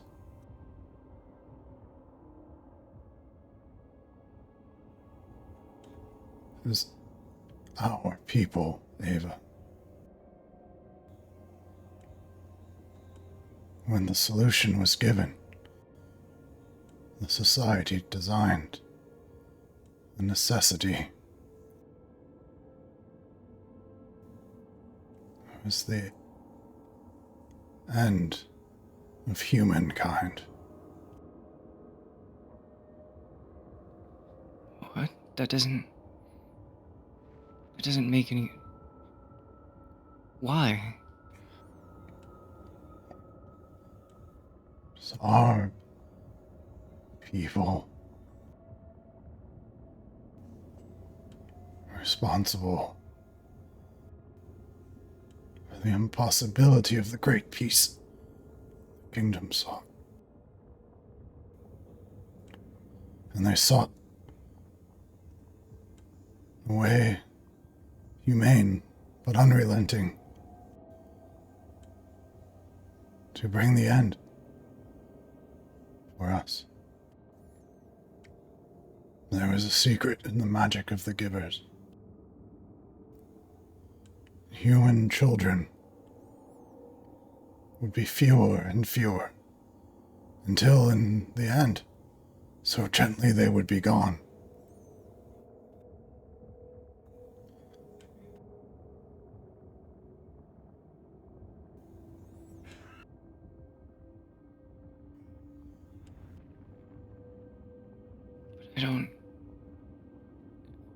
I don't understand. Why? You have to understand. It was the creation. The device. It was brilliant. It, like something like you would think of a clock. But in time, as it was built, it began to tell more than what was. It began to tell things that had not happened yet. And through it, the Queen discovered a path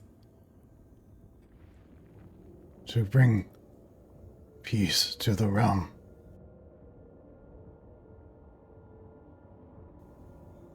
And so laid out was the road.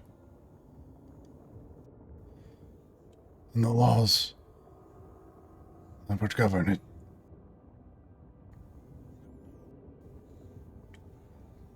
And so close to come.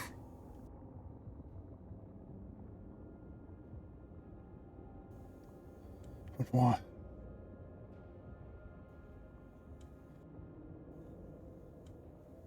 We have given so much, and now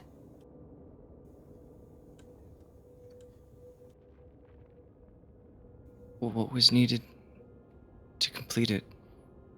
What's left? it was merely time. And for more generations, humankind would be gone.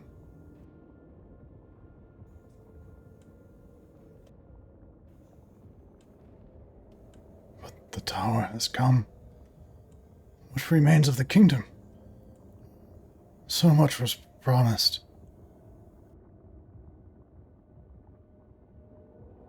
Well, we're not gone yet. And there's still time. And the things that you fought for, they may... There's still hope for those things. So rest and know that it's not over. Even if there is a tower, it's just a setback for the things that you believed in. That's all. Still time. Still time. That's right. Ezra. And he falls asleep. And he does not wake up again.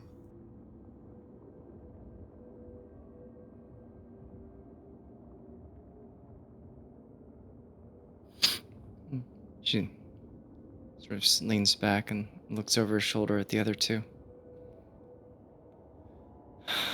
He's gone. I don't know if any of that made more sense to you guys, but hopefully it gave him some hope, even if it may not be true. I mean, it's not unknown that there are not many humans around, so I mean, maybe there's a bit of truth to it, but it is kind of an odd and confusing thing to talk about. I mean, I have a lot of questions. I'm sure Ez does too. We'll just have to piece it together ourselves. When gone, do you mean like he's like gone to sleep or like gone? Both. Hey, Ez, remember that thing you wanted to work on? Maybe we could, try to work on it tonight. Before we, find a place to lay under rest.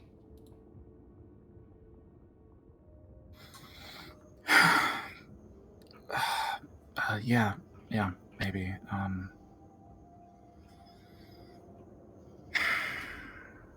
Yeah. But we gotta get some rest, because there's no reason for us to stay around here anymore. We try to meet up with the others, I guess. Unless you guys can think of any reason we should just wait here. No, we should go after them. Okay.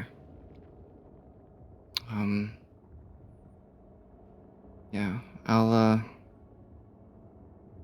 salvage some of this equipment, in the morning, and, you'll be able to maybe use some of the parts as, she's takes the blanket and sort of pulls it up over his head. But, Oh, gone. yeah. I'm pretty tired. I thought he was asleep. I was up for so long, and he was resting. I don't know how he got out. It doesn't really matter, I guess. Alright. Yeah, I'm gonna try to sleep. We'll talk in the morning and do what we can, I guess. But I don't know. I'm not really making much sense. I'm gonna get some sleep. And she gets up. Pats you on your shoulder. No, make you breakfast and She sort of nods and waves her hand and starts to slowly walk out of the room, away from the body on the ground, confused and feeling a bit guilty.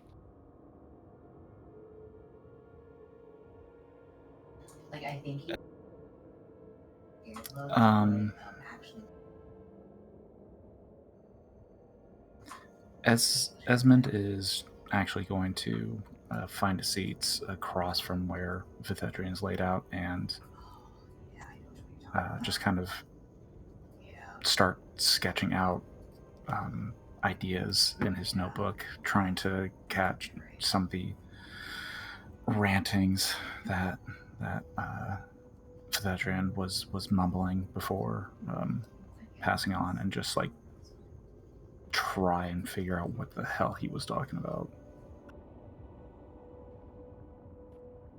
Beth looks like confused about what she should do for a minute, and then she goes off to stand watch. In the present, you come back to yourself, looking down at the well. Glancing back, you see your friends heading into the library and over the remains of Deadforged blacksmith. And that's where we'll end for tonight.